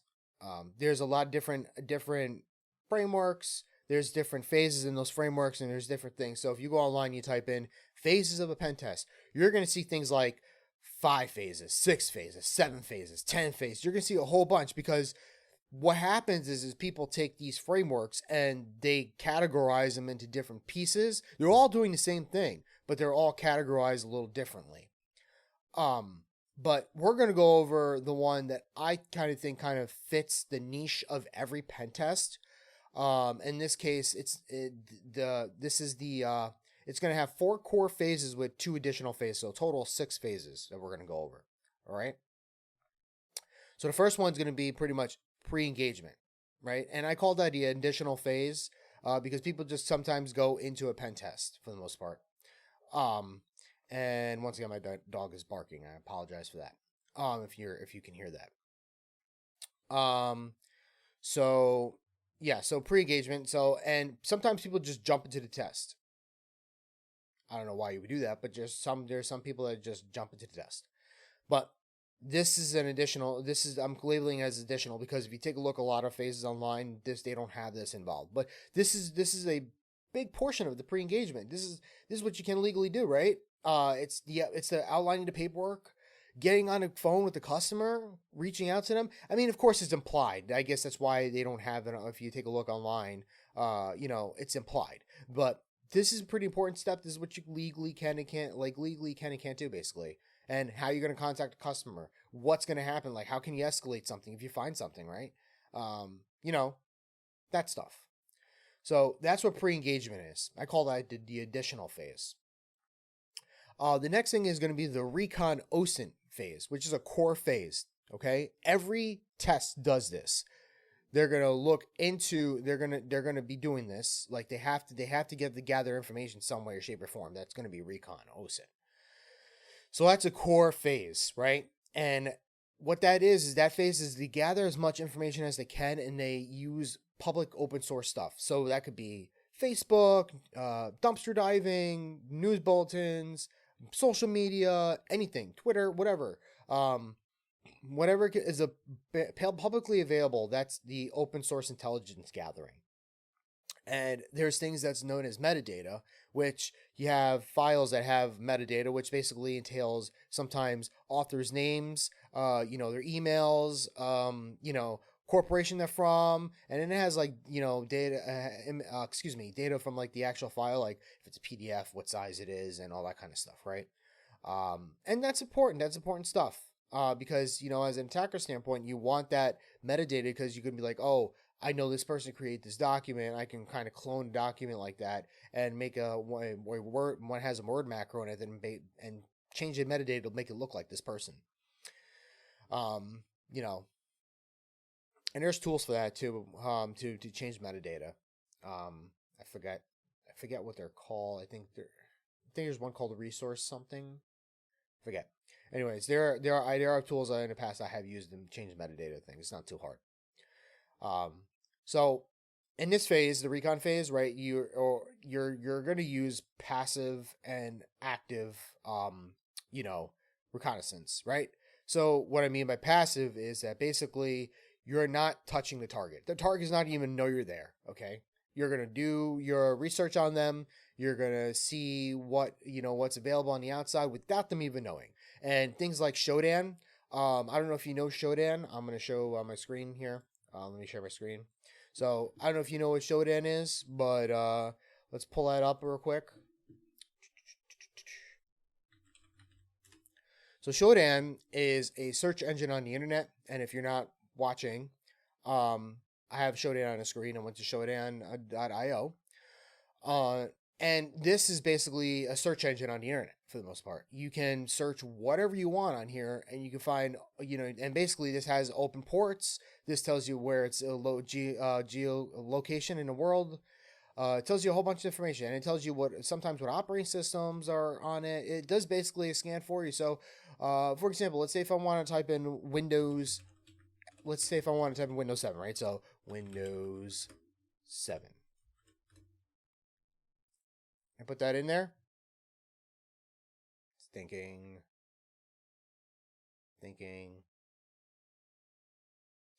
Yeah. See, look, I got like a actual like screen here, right? And that's wherever that's at.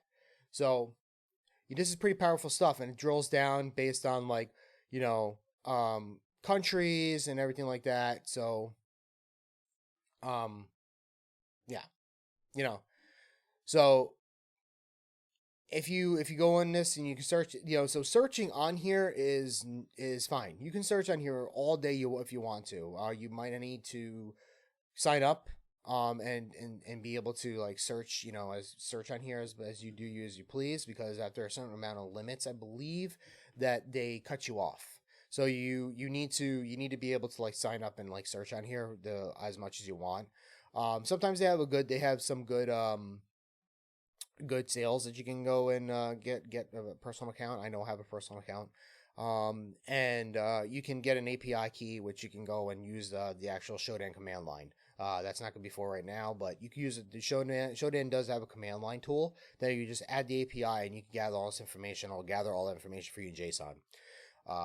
You can also download that information in JSON as well. So you don't have to use the API or this command line, but it's a lot easier if you're trying to script things. But an example would be Shodan. You're gathering all that information. You saw how much of that information, that you pretty much were able to gather. And of course, all that information that I just showed you on the screen as far as IP addresses or anything like that, I'm going to kind of, blurt it out so we're not getting in trouble here. Even though it's public information, you can go and take a look at yourself. It's still. And then you got active stuff, which is going to be actually like doing like a ping, for example. That's active. You're touching the host. You're trying to see if they're available. You're trying to see if they're up, right? DNS is going to be passive because you're, depending on what you're doing, if you're using like a who is type deal online, that's passive because you're not touching the box. But if you're doing like a zone transfer, you're technically touching a box, so they kind of be like active. So there's like some gray areas sometimes, but for the most part, if you're not touching, it's passive. If you're touching, it's active, right?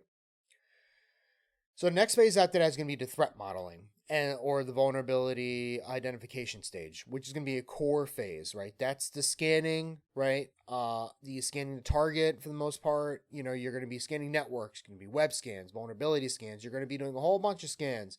At this point, you're trying to gather, the attack surface. How many vulnerabilities out there for doing your scans, basically. Um, you know, and then after that, when you finally get finished with your scans and all that, and all the different tools that you're using, you're gonna try to figure out what vulnerabilities are weak. What are some? No, yeah, what vulnerabilities are weak, right? You're gonna try to decide what services are weak, I should say, that are vulnerabilities, and what is exposed, right? And you're gonna research them based on score. They have scoring systems such as CVSS and CVE and NBD, and I know Web has their own too. So, there's going to be a bunch of scores you can score against, and those score metrics show the severity of the attack, right? So, like 1 would be the least amount, and then 10 would be the most severe. So, and then after you get into the threat modeling and vulnerability portion of it, you're going to get into the exploitation, right? So you're going to actually actively exploit these things. Once you find a service is vulnerable, you find a proof of concept, you're going to go ahead and try to, get yourself some access. You're going to try to figure out a way to get there. You're going to use those proof of concepts, and then you're going to do post exploitation, which is going to be, basically you're going to document your methods. You're going to clean up your files when you're done, for the most part. If you're going to be moving around and stuff like that, you can laterally move. So I'm going to scroll down here for a second. I want to take a look at something. Yeah. So you're going to, in this phase, if you're post exploitation, you're going to maybe prevest and laterally move, depending on the engagement you're in or, what you're doing. But for the most part, you're going to go ahead and take screenshots.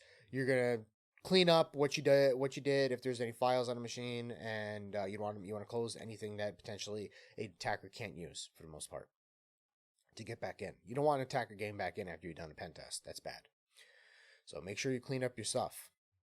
And then you're going to go into what is the most important out of everything here that I've been mentioning to you. And I'm sorry, my kid's probably screaming in the background, it sounds like. But yeah, and of course she's being taken care of by my wife. I'm not, it's not like she's just screaming in the back going, "Help me!" I'm not helping her, and I'm like, "No, I must do the podcast and not help you." It's not like that. Anyways, yeah, so this is the most important phase out of everything I just mentioned. This is the most important phase. It's the reporting. Why? This is the bread and butter of a pen test. The report finds is all the findings that you have. It has like everything. It has what your screenshots. It has all the methods that you use. It has everything. And this is what's going to be provided to the customer. This is what the customer is going to look at and why they hired you.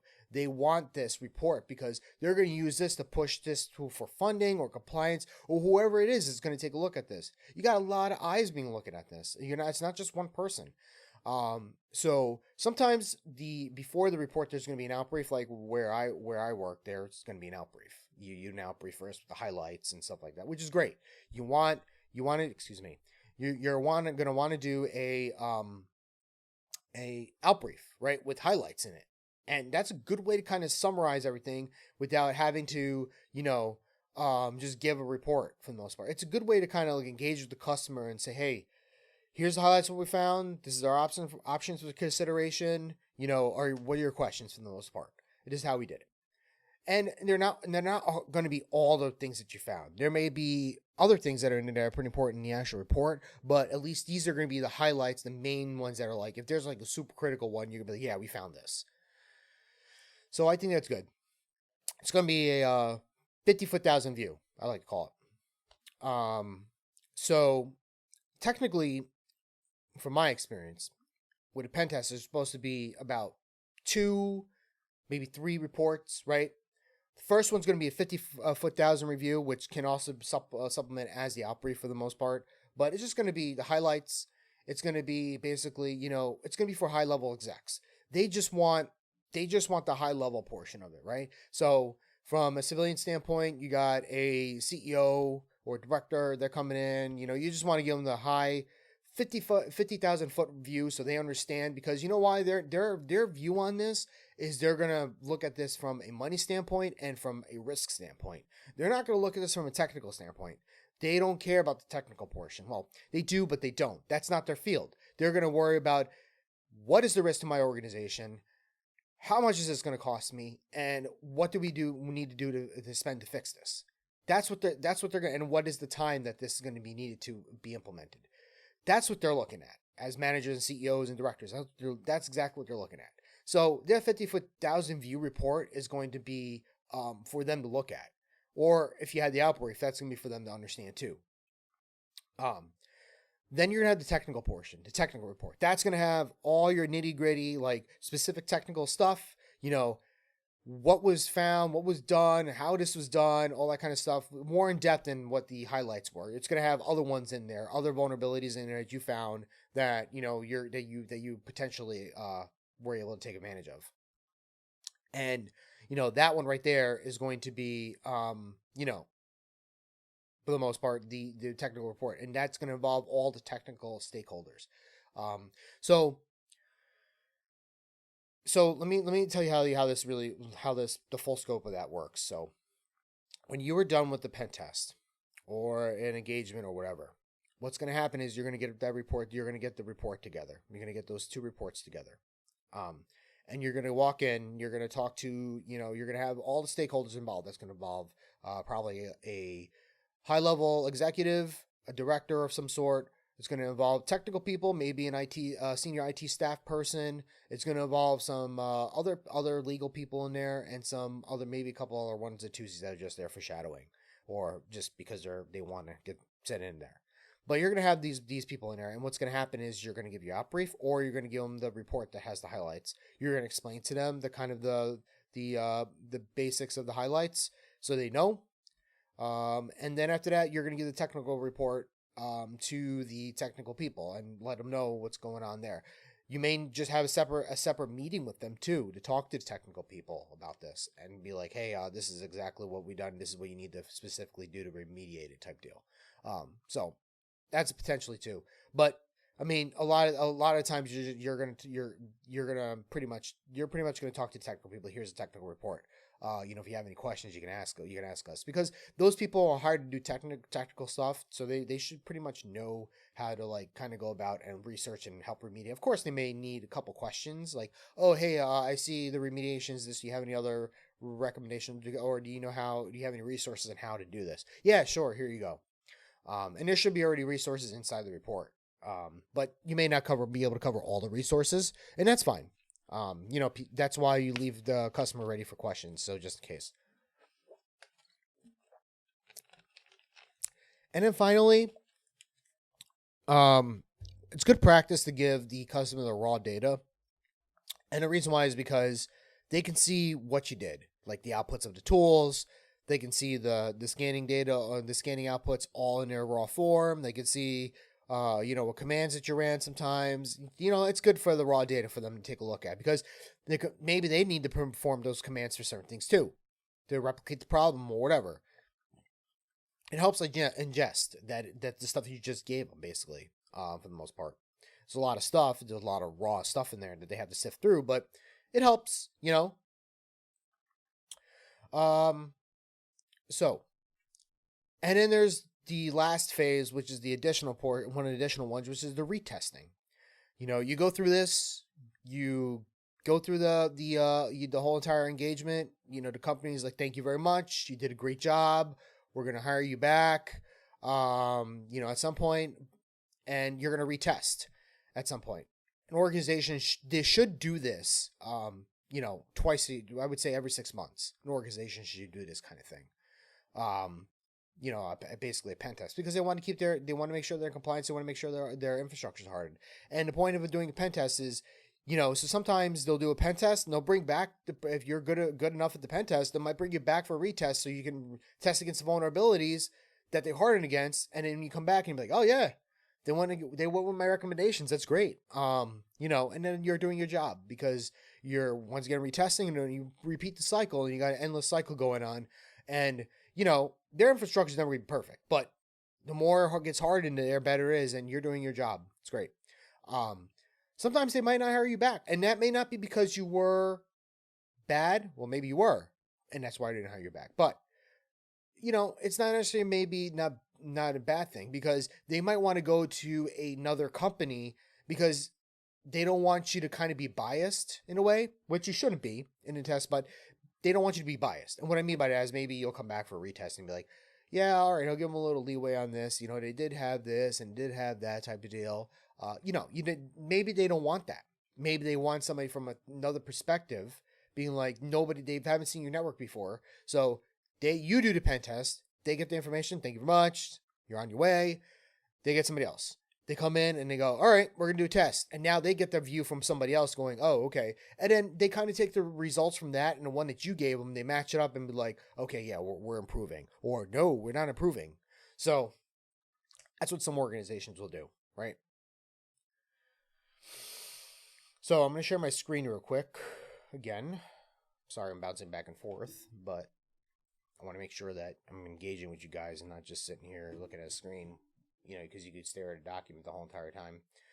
But so I'm going to so right now I clicked on a link that's in there. It's the penetration methodologies and standards, right? There's a bunch of them. There's different frameworks, different standards. And we're going to briefly go into these right here. So there are 5 pen testing standards that people can go by, organizations go by. They may not go by to the T, they may not fully go by it, but or they may mix it up or whatever like that. But there are methodologies and standards out there that you know that if followed are good for that you can compare against in order to do a test. If you don't have nowhere to start, don't understand where to start, these standards are good a good starting base point to understand how to do a security test.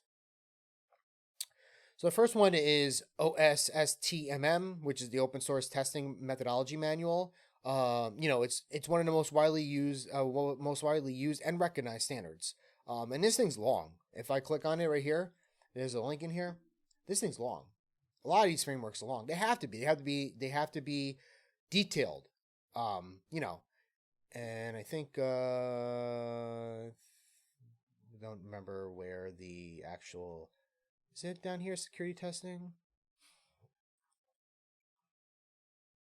Well, here's the actual site for the security testing method manual. Shows you right here the basis of web hacking, storage area security devices, methodologies, frameworks. It goes into a whole bunch of stuff. So this is good resources. And once again, these are great if you're trying to figure out how to do an actual pen test or a security test. The next one is OWASP. I'm pretty sure if you're in this field, you know what OWASP. You've heard of OWASP at least. But it's called the Open Web Application Security Project. It's widely known for pen tests. A lot of pen testers use this kind of stuff, especially when it comes to web stuff. You know, and it also counts for like logic errors and processing too, in addition to vulnerabilities, application vulnerability. So I'm going to go to that real quick and take a look. So there's OWASP right here. They have guides for everything. They got web, mobile, firmware, PCI testing. You know, they have a link to the PTES, which we're going to talk about. So they have a whole bunch of different guides, and this, you know, once again, this is a great place to get some information. NIST, we all know NIST. If you are even exposed to this cyber stuff for like a week, you're going to know about NIST. You know, offers very specific pen testing methodology for pen testers. It's the National Institute of Standards and Technology, helps them improve accuracy of tests. Both large and small companies use it. So I know DoD uses it. I know smaller companies use it. You know, local state government stuff use it. NIST is a standard across the board. And if you open that, I don't know why I brought that to there.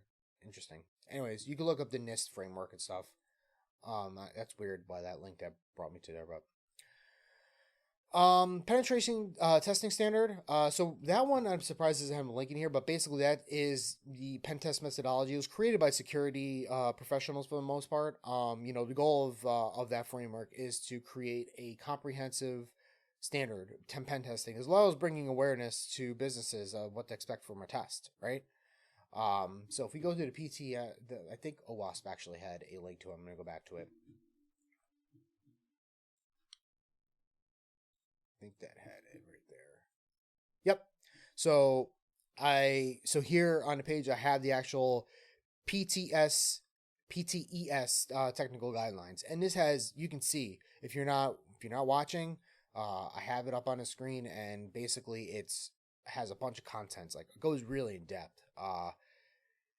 It has like 6 different 12 different things, but they all go in depth, like in sub bullets. So it's a lot of stuff. But yeah, so it's just trying to build security awareness for people and organization, what to expect from a test, and it breaks down exactly what's in a test. The other one is ISAF. I've heard of it before. I don't know. I'm not really familiar too much with it, but apparently it's a framework that was put up by a security group called Open Information Systems Security Group, and it's not updated anymore. But it still has some good information for a pen test process and the relevant tools to use. Let's see on the fly here. I haven't checked this out, but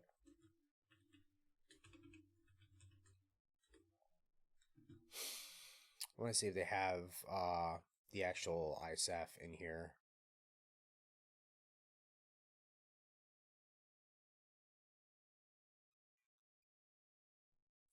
All right. Well, they have some ISAF stuff,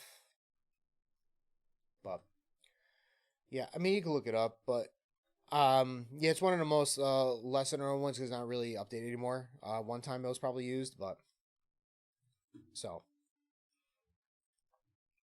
yeah. So, and I'm gonna go into this one article right here. It's called "Making the Most of a Pen Test." Okay. Let's see if we can get to the article here. There we go.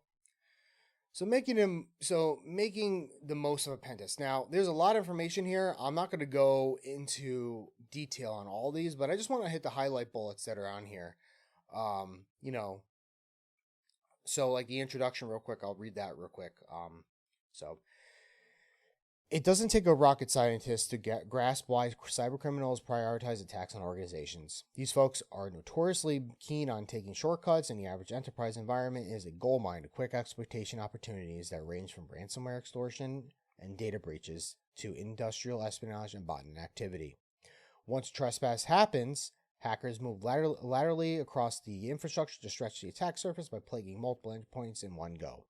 What's particularly unsettling is they maintain a foothold for months without being detected. In this aftermath, companies face downtime, loss of the customer data, financial repercussions, regulatory issues, and the long-term reputational damages. So, and then it goes in to say, oh, Pentest is the Swiss Army knife of today, and that kind of stuff, and it goes into that. But that's kind of like the building up of why, like understanding for the Pentest, right? So the first major thing is knowing the objectives is half the battle, right? Knowing the goals of your, what you want to get from the test, what things you want to mitigate, what do you want to get from a pen test? If you're, okay, so this is from an organizational standpoint. So you're a manager and, you want to have a pen test for your company.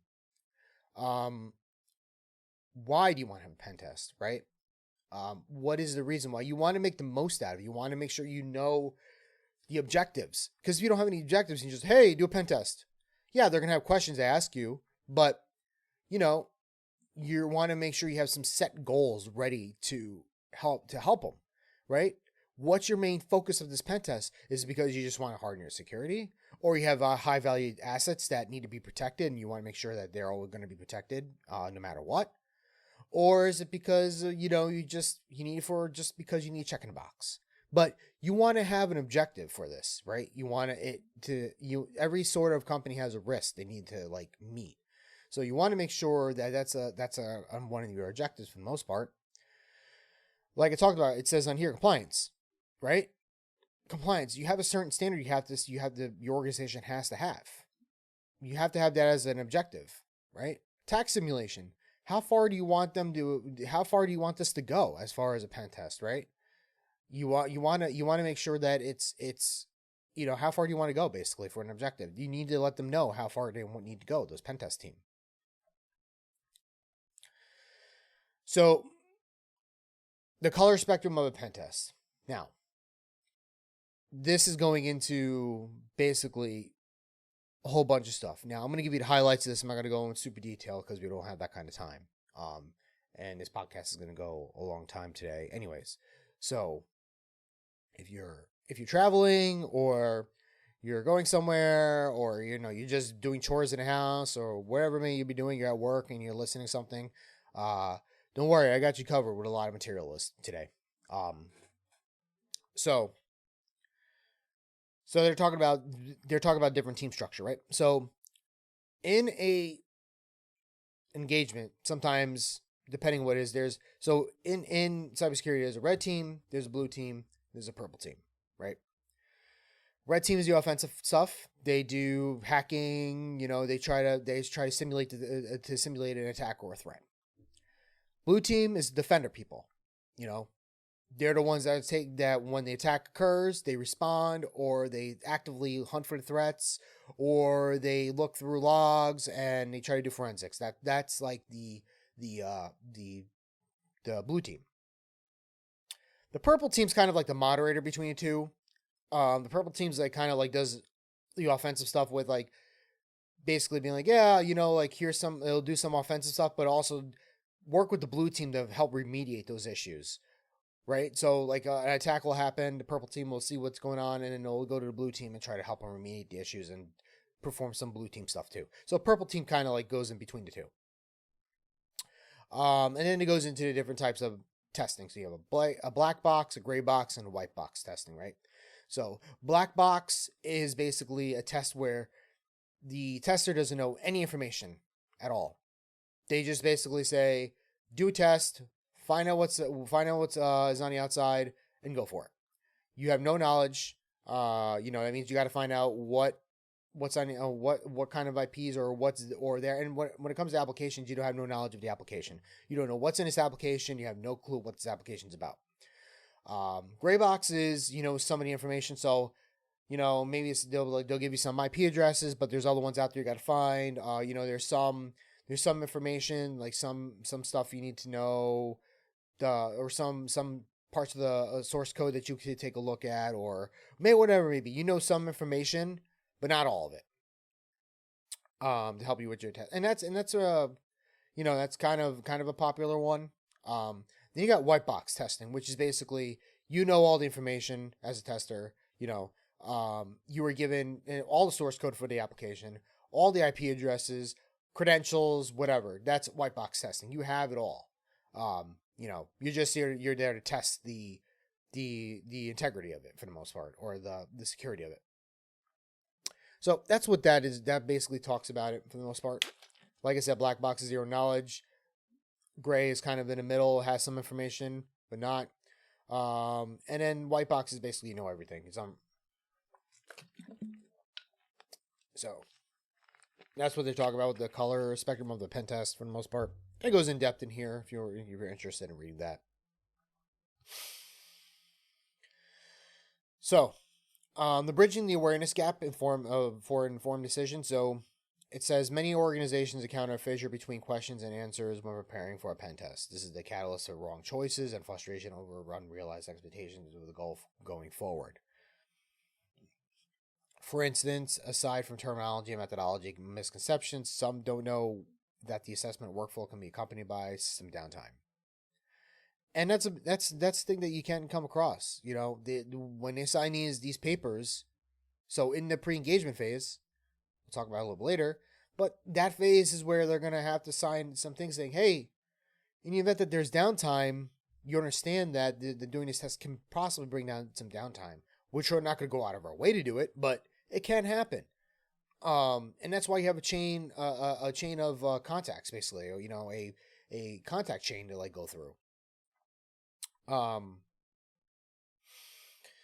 Yeah. So, with that said, providers should engage with their professional audience to explain nuts and bolts. So, when as a manager, if you have somebody coming in for a pen test, you want to make sure you got all your staff there to ask the proper questions. As a manager, you're not going to know the proper questions to ask. You're not going to ask all the questions that needed for that, right?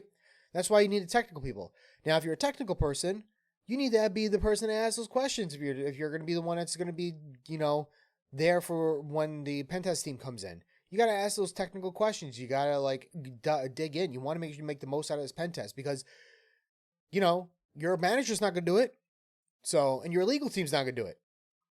And your legal team has to be there to ask about some legal decisions too. Well, they don't have to be there, but there should be a legal representative there. Yeah. So that's pretty much it. Conclusion. No pen test is a walk in the park. It takes some fundamental awareness of preparation of an organization, aside from an exercise for computation.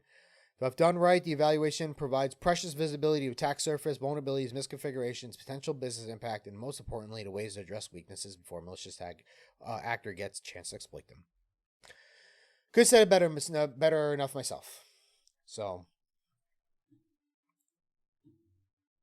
all right.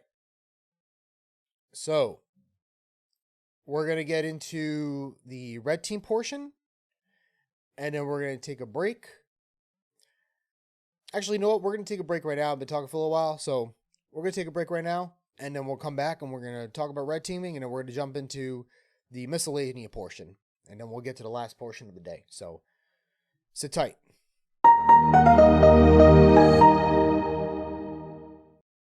Okay, we are back. So, let's get into some red teaming. All right. So let me switch over to my screen real quick. All right. So I already pulled this link up. So this is the red teaming, right? As from a whole view, and it's basically it's phases for the most part, right?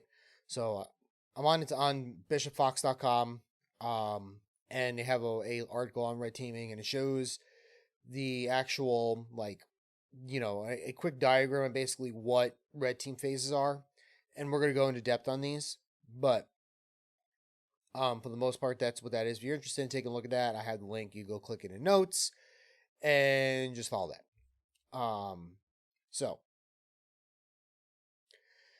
So with red teaming, in this case, there's 5 core phases with 2 additional phases, I like to call them, right? So once again, you have the additional phase of pre-engagement, because as part of red team engagement, you're always going to have to contact the customer, do some legality paperwork, find out the scope, and do that kind of stuff that you did with a pen test for the most part. The next phase is information gathering. That's a core phase, right? Once again, you're doing your OSINT, you're determining your attack surface, find research. Now this phase is not for only the technical portion. This is for physical too. This is what physical also kind of goes through as well. They may have a couple other things that are different about it, but for the most part, this is kind of like what a red team, physical or technologically, go through. So, OSINT, gathering information, doing recon, determining the attack surface, finding vulnerabilities, research. So, from a technological standpoint, doing your social media, doing your dumpster diving, doing your doing your lookup on Shodan, that kind of stuff, right? DNS stuff and all that kind of stuff, right? From a physical standpoint, still doing your social media looks, your your perimeter checks, you're checking to look when people coming in, people's schedules and stuff like that. Maybe trying to badges, that kind of stuff. Or, figuring out what the badges look like, taking pictures, really, really doing that kind of stuff physically, right, on the outside. So exploit, penetrate, this is where you use a method, right, find a vulnerability, use the method, the exploit, and penetrate the infrastructure. Maybe technical, whereas maybe it's a phishing email you sent, somebody click on the link for social engineering, or maybe somebody you were able to get malware in there, now you're able to beacon back out to yourself and that kind of stuff. Or if you're on a physical pen test, for the most part, you ended up taking a card reader and you ended up like messing around with it and catching some credentials on there in a card reader and making a copy of the card and being able to walk into the facility, right? Or maybe somebody was really nice and helped you let you in. Or maybe you just walked in. Who knows? So then you got the escalating control, which is install a malware and beacon, right? So it's in the system. You install it gets installed, or from a technical standpoint, it gets installed. Malware starts beaking it out, that kind of stuff, right? Same thing with a physical portion, right? You get inside, you have a pen test team, a technological pen test team coming in with you. They put in the USB in the computer. And now, they're installing a rubber ducky basically, so we can get that beacon back. Maintaining access, that's another core. These are all cores so far. Maintaining access, establishing persistence, tunnels, implants, right? All this, from a technical standpoint, establishing persistence, tunnels, implants, that kind of stuff. Being able to come back in when things shut down, or if you get caught, there's another way around inside, that kind of stuff.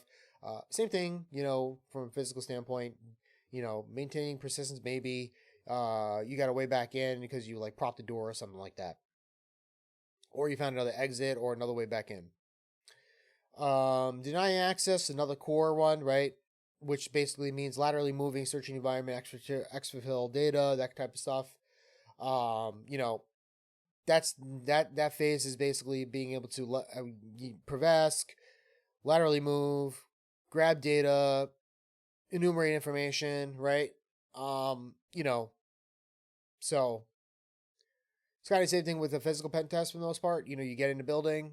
Now you're in the building. How many rooms can you get into? What can you actively touch or, get a hold of? Can you get to a server room? Can you pick locks? Like that kind of stuff. And then reporting, right? The reporting phase.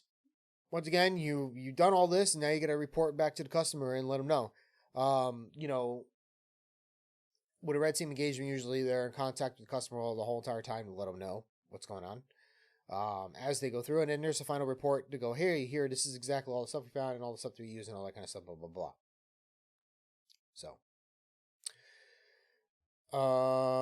So then here's some frameworks. I'm not going to go into, so there's a link here. Let me click on that link.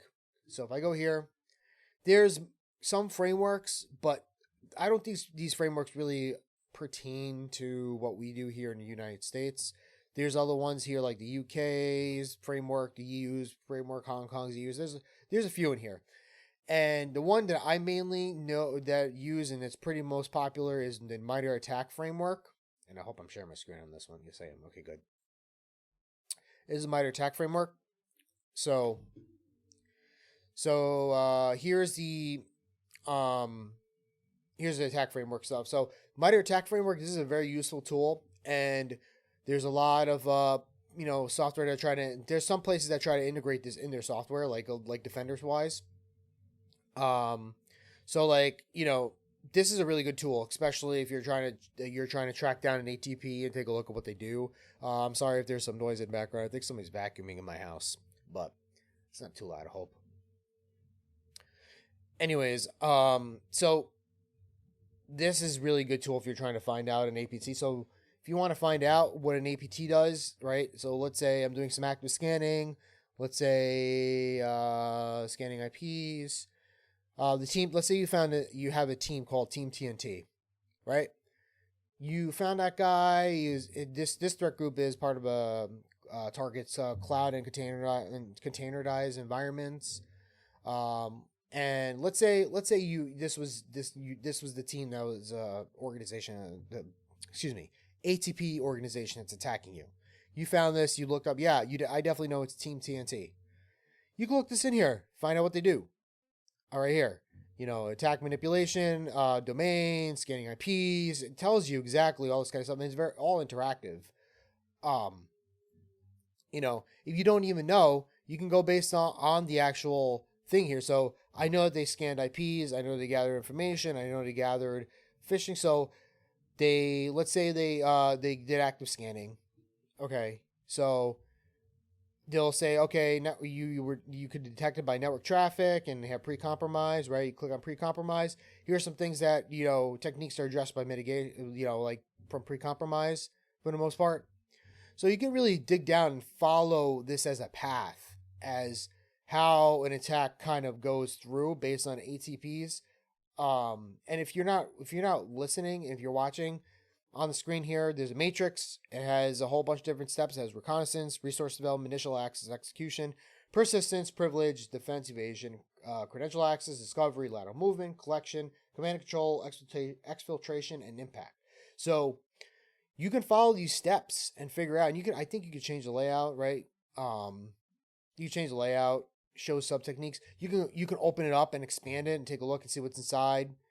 You can hide them, you can make a more collapsed view. So this is a really good framework. And for red team, if you're trying to simulate an attack, you can just follow these steps to kind of help you simulate. Or if you're trying to look up something, you could always search an ATP.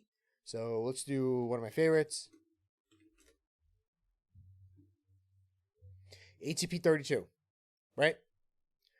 You go in here, it'll tell you associated group name, Sea Lotus, right? Ocean Lotus, that kind of stuff.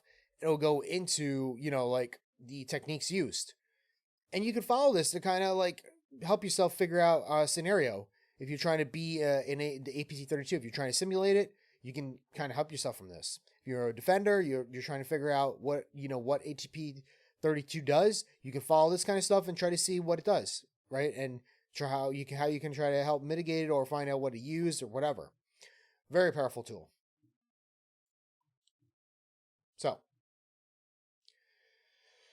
So as far as a framework goes, that's a framework that could be leveraged by a red teamer to act as advanced persistent threat or simulate that. So it's good. So, and if you want to know a good podcast on red teaming and penetration testing, as far as the episode goes, Darknet Diaries has a good episode. It's Darknet Diaries episode 130, Jack's Pentest, and I think I'll add in the most recent one that just came out from Darknet Diaries. It's about red teaming, physical red teaming, which is awesome, by the way. If you haven't done physical red teaming, it is fantastic. Especially after hearing that podcast, it's awesome. But anyways, Jack's Pentest is good. Talks about everything I said in here about a pen test, what it entails and all that kind of stuff, and also a red teaming engagement. So one thing I did want to talk about worth mentioning is the cyber kill chain. So let's go to the cyber kill chain. Now, this is a framework that's meant for defenders to follow to help defend, right? So it goes through different phases here. So it's huge on a screen. If you're not watching, I have this on a screen. It's like huge, really zoomed in. Let me see if I can zoom it out. View. Let's do zoom out. Okay, let's do that. 1, 2, 3.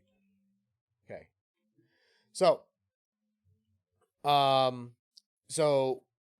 this in the cyber kill chain, you have different phases here. You have the reconnaissance, which talks about harvesting emails, conference information, that kind of stuff. Weaponization, right? Coupling with exploit with the backdoor into deliver a payload. The weaponization, how it's actually used, with the backdoor. Delivery, how's it being delivered? Is through web, email, USB, right? So delivery of it. The exploitation, right? Like, what's like the actual vulnerability that's being executed with on the victim system. Malware gets installed. Command and control is talking back and forth with the opening up a channel communication, and then the action objectives. What what their intruders accomplished. So this kind of helps with the defender side of you to kind of understand the different phases of how that goes and kind of try to help you to understand. So it's very similar with the red team one. Red team phases were very similar. If you follow it, because you know why on the top here it says advanced persistent threat. So, but this is used in like DoD and used in a lot of local government and and also government buildings and stuff, or government organizations. They use this a lot to defend and kind of understand where an ATP does its thing. So, all right. So next we're going to go into some miscellany now. So recently I watched Ant-Man and the Wasp: Quantumania. It's a pretty good movie. I liked it. It's not as good as I think the first Ant-Man was hilarious. But this one's not bad. So, let me click it here. So, this one was pretty good. Ant-Man and Quantumania right here. If you haven't seen it, it's definitely a good movie to watch. If you got some time this weekend or whatever like that, when you get a chance, take a look at it. Here's a quick trailer right here. So I mean, like, it goes into here. This is not the actual trailer that I was looking for. That's more of a serious type of trailer. There's another one that was kind of like a little bit different. I have it in a link here. So let me go to that. Yeah, this one right here. Yeah, so this one's a trailer. It's a pretty good trailer and pretty good movie overall. So, but yeah. So if you have some time, check that out. It's a good movie. It's not bad. So, all right. So, if you made it this long, congratulations. That is awesome. I'm glad you been sticking with me the whole entire time because I've been talking a lot. But and this is a really long podcast. I think it's going to clock out probably about 3 hours or so, maybe more, or close to 3 hours. So probably the longest podcast I've ever done so far. But it's needed because I need to build that up to what we're going to be talking about for the next few episodes. So we're going to get into the phases now of so we talked about the 6 phases of a pen test before, right? So let me scroll back up here.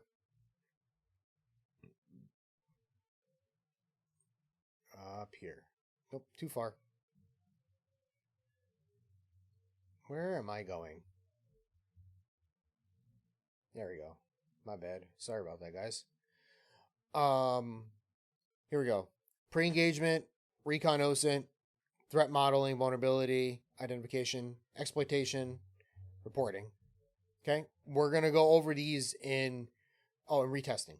We're going to go over these in depth now, all right? Not right now. We're going to go into the first 2 phases, pre-engagement, and we're going to talk about OSINT. And then the next episode, we're going to actually go into using some OSINT tools and how to do some OSINT, okay? But right now, we're going to lay down the foundational information so we understand what the phases are, and then we're going to go into actually using the tools and stuff. So next podcast is probably a little bit shorter. All right. So pre-engagement. So I'm going to click on this link here. This is basically the the Pentest standard for pre-engagement, what it is. You can read all through this. It goes into super deep detail about pen testing and the pre-engagement portion. All right.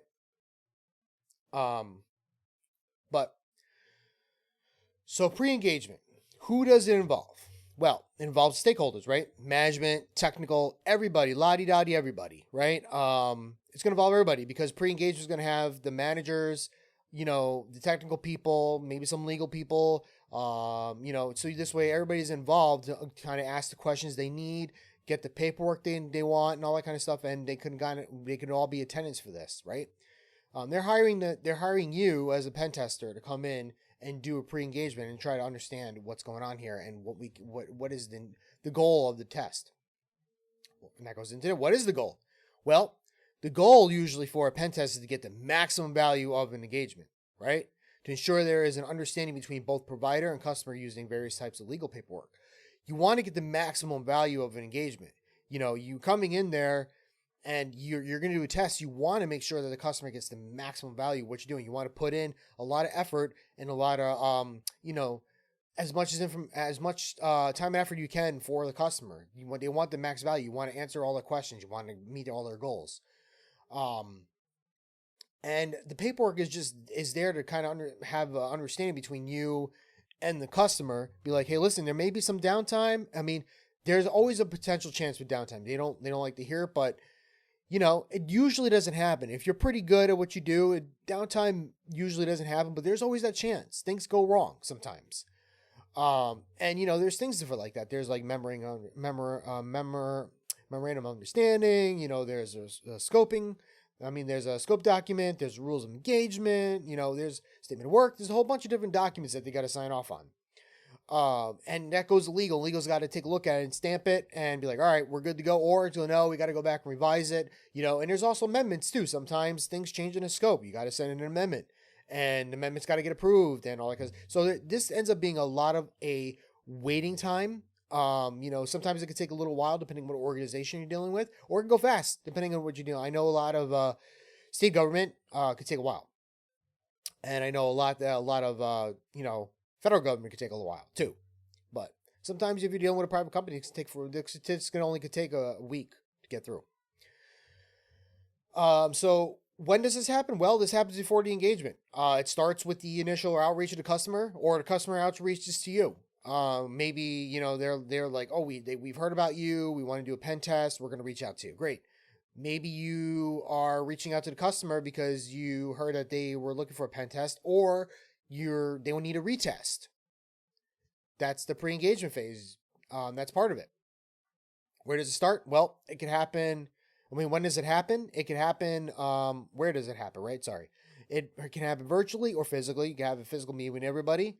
Or you can have it virtually, which is probably the best option now because you can just do a teleconference, or you can do a Teams meeting or a Zoom meeting or Google Meets or whatever have you. That's usually how it's done now for the most part. And there's people still that physically meet though. So why does it happen? Well, we want to find this. Why does this phase happen? Well, we want to find out what the customer wants to get out from the engagement, right? We want to know as a pen tester what they expect. You want them to know the overall layout of how the test is going to go. You want them to know what's going to happen, who we're going to contact, what can you touch, what can't you touch, and this is why it happens, because we can all lay that out in this phase, right? And you're also using it as a CYA, right? Cover your ass, because that paperwork is going to cover you in case something happens. That paperwork's going to state in there, hey, listen, you signed off on this. You understand the rules that we went through this. If you didn't understand, or you signed off on it not knowing, that's your fault. You signed off on this. So everybody's got to read the paperwork carefully.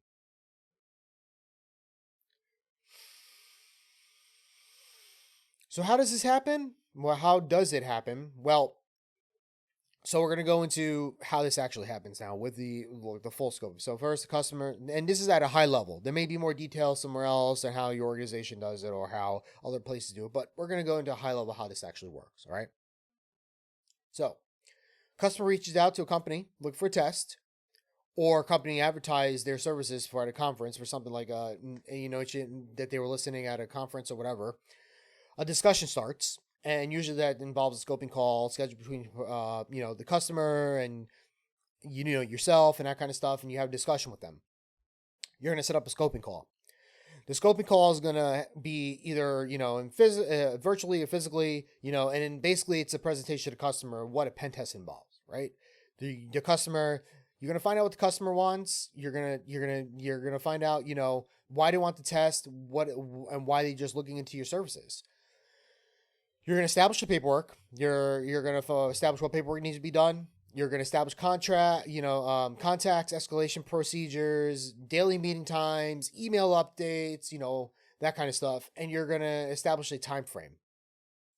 So you're going to have a certain amount of time. They're going to tell you, can I scan? Well, you only could scan or do activities at this, or do the pen test at this from 8 to 5, or you can do it only from 5 to 8 in the morning, or you can do 24 hours.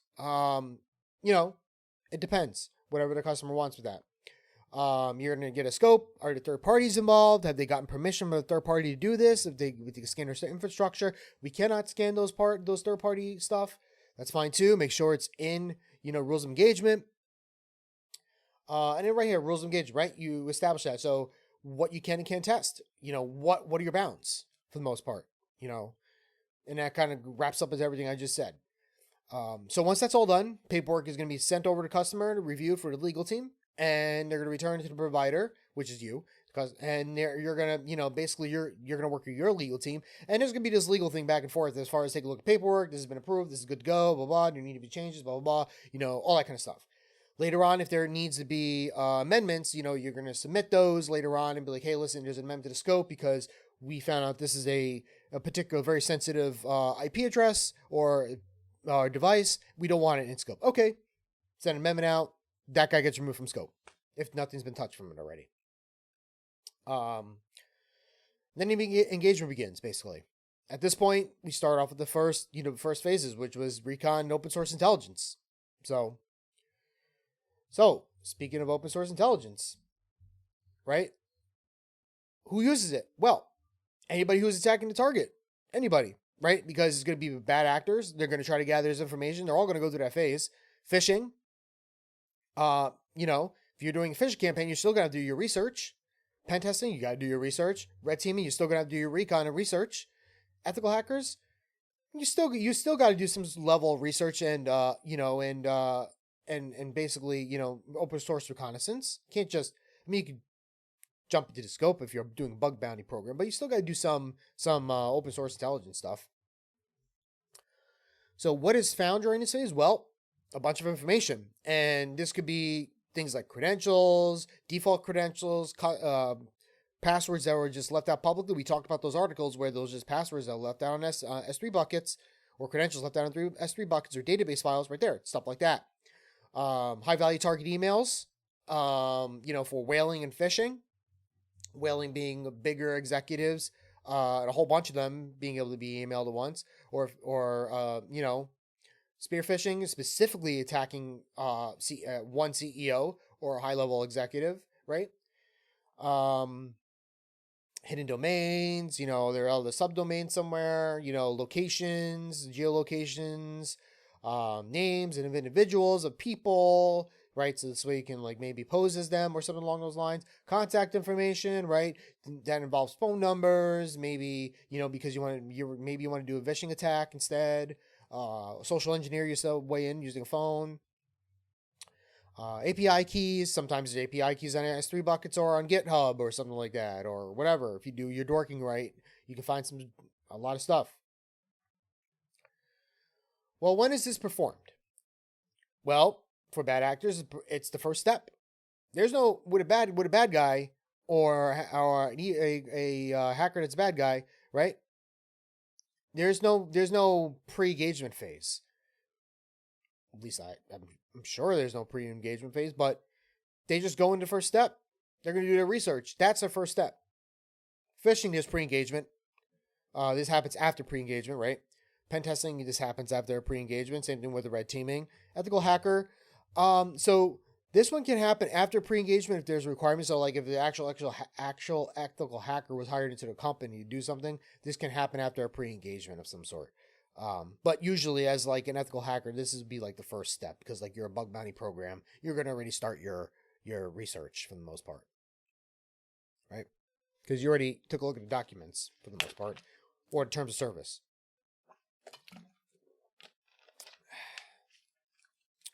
Well, where does this information come from? Well, we talked about it a lot all the time, we talked a lot of places throughout the time we were in this podcast so far, but once again, public resources. That's your bulletin boards, dumpster diving, social media sites, S3 buckets, GitHub, documents, right? And by documents, I mean Word documents or PDFs or something you find on there. If you're doing your web crawls, you could get a lot of information doing web crawls. Web crawls is like traversing through different websites, downloading website pages or going through with a web proxy, a web scanner, and scanning through different parts of the domain for the website. You're going to gather the metadata that's in those PDFs. Search engines, Google Dorking, we talked about a little bit before. Wayback Machine. So Wayback Machine is basically, let's go to Wayback Machine here. Yeah, Wayback Machine. So here's Wayback Machine. If you haven't played around with Wayback Machine is a website. You can go back in time for a specific website. So I'll click on one here that's already in here. So let's go to Food Network from 2013. If you want, you can type in here a website. So for example, let's say Google. Learn how to spell. Wow, I spelled Google. Congratulations. No, I did not spell Google correctly. Wow, I'm doing great today. Yeah. So if I go to Google, it'll show you a timeline all the way from 1999. So if I wanted to go back, a blast from the past, if I wanted to go back to Google in 1999, I click here, go to Google, here's a snapshot, and this is going to reach all the way back to the archive that Google has as a web in their web cache for the most part. And this is what Google's going to look like right here. Google Beta from 1999. So, and if you can search in here, right? Let's do banned. If you search in here from 1999, it might actually go through and take a look of search results. Yeah, this one does in particular, but sometimes you can go to websites there and you can actually like go back in time and take a look at certain information that was at that time. So, search engines, Wayback Machine, pretty much anything that's made publicly is free game for information where it comes from. So what are some tools? And we're going to get into some of these tools next podcast and actually use some of these. But yeah, this one, OS Framework, this one is pretty tense. Now this one right here, this one is, if you're not watching the screen right now, this one in particular is it says OS Framework on the top here, and then on the side here has OS Framework, and then it branches off into like kind of like a spider web into different other things.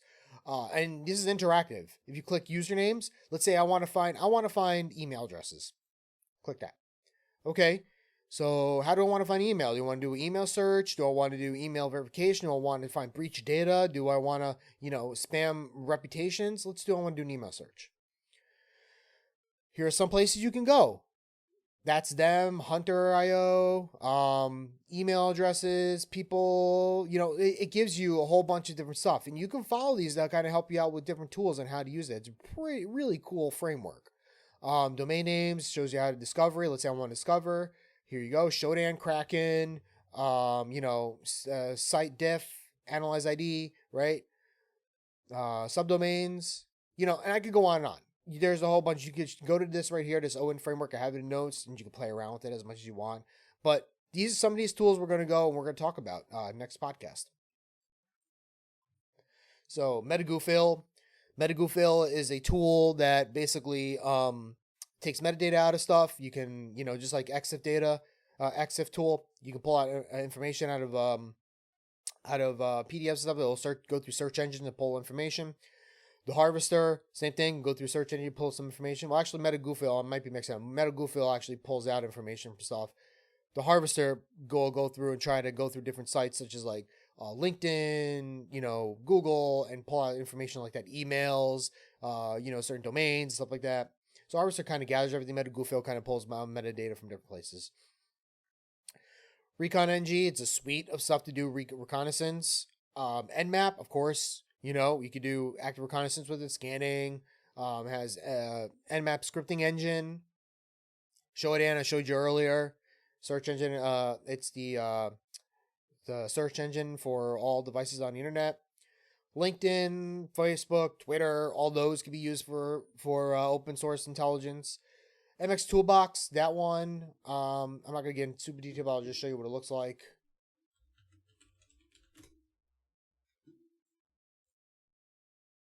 Right here.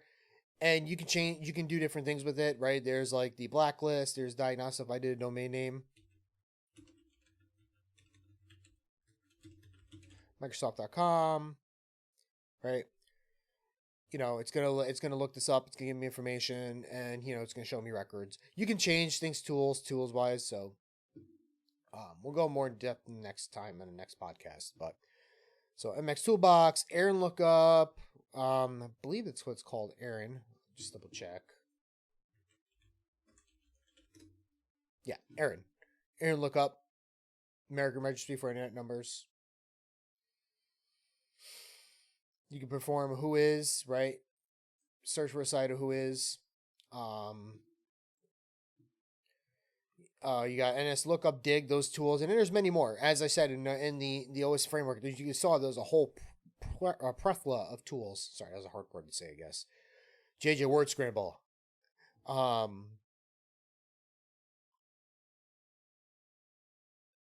right. So we talked about this earlier, but basically passive, active, passive, passive and active reconnaissance for the most part, right? Not touching a target, right? Doing your research where a target doesn't even know you're touching it. Basically, you're doing your social media stuff, Shodan, DNS lookups, like whois on those sites. Not touching target, all good to go. Now, there is another website that I want you guys to be aware of and you got to be careful of. It's called Nixcraft, I think. Go to Nixcraft.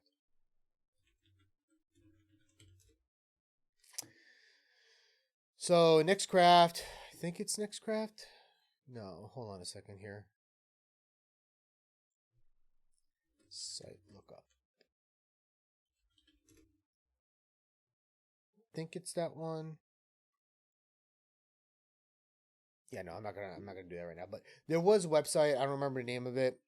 But basically it was basically a site that it would give you a whole bunch of information, but there's a lot of pushback putting stuff up there because you're uploading your customers' information into there. You should never upload your customers' information to any website. That includes ChatGPT. That includes any website that you involve anything, even an IP calculator. If you're going to do use an IP calculator, change the octets a little bit differently, so you can verify the scope of stuff without actually having IP addresses. And you don't want to have your customers' stuff in there. Active touching a target, like scanning, pinging, using bobs and acting the target, anything that interacts with the target, basically, for the most part, is going to be the active portion of it, right? And this is where you're getting ready to then go into the next phase, right? I mean, you're going to be you're already going to be it's kind of a gray area because you're also going to start scanning too at this point, because if you're doing active, you're going to start doing like some ping scans and all that kind of stuff. So then you're going to move into actual vulnerability scanning. But so it's kind of a gray area, kind of meshes into, and this is why some of these phases get lumped together, because they sometimes overlap with each other, mesh with each other. So you can see why they have different phases and everything along those lines. But for the most part, they are separate phases and they could be categorized in different ways. But in this case, you're going to be getting ready to do your full network scans and all that kind of stuff. So, and yeah, that's it. So if you were here for the whole entire time, congratulations. Maybe we'll make a shirt that says I survived Inside the Loop episode number 3, or whatever. But really appreciate the time you guys listening. Once again, I'll have these notes up here. You can go ahead and, take a look at them. Take a look at all the links and review them to your discretion and whatever you want and everything like that. I'll go more depth because there's just so much information. I can't cover it all in one podcast. I can cover a lot, but not all. So, next podcast, we're going to be going into the actual demonstration of the actual tools that we talked about. Not all these, but some tools like that. How to use them, how to gather information, and then we're going to start moving this train along into the next phases of the pen test. So I'm excited. Hope you guys are, and I hope you guys follow the whole journey to get in there. It's going to be a lot of information, a lot of cool tool usage and stuff like that. So anyways, if you're watching this, whenever you're watching this, morning, noon, night, weekend, or weekday or work week, have a good one, and we'll catch you next time. See you later.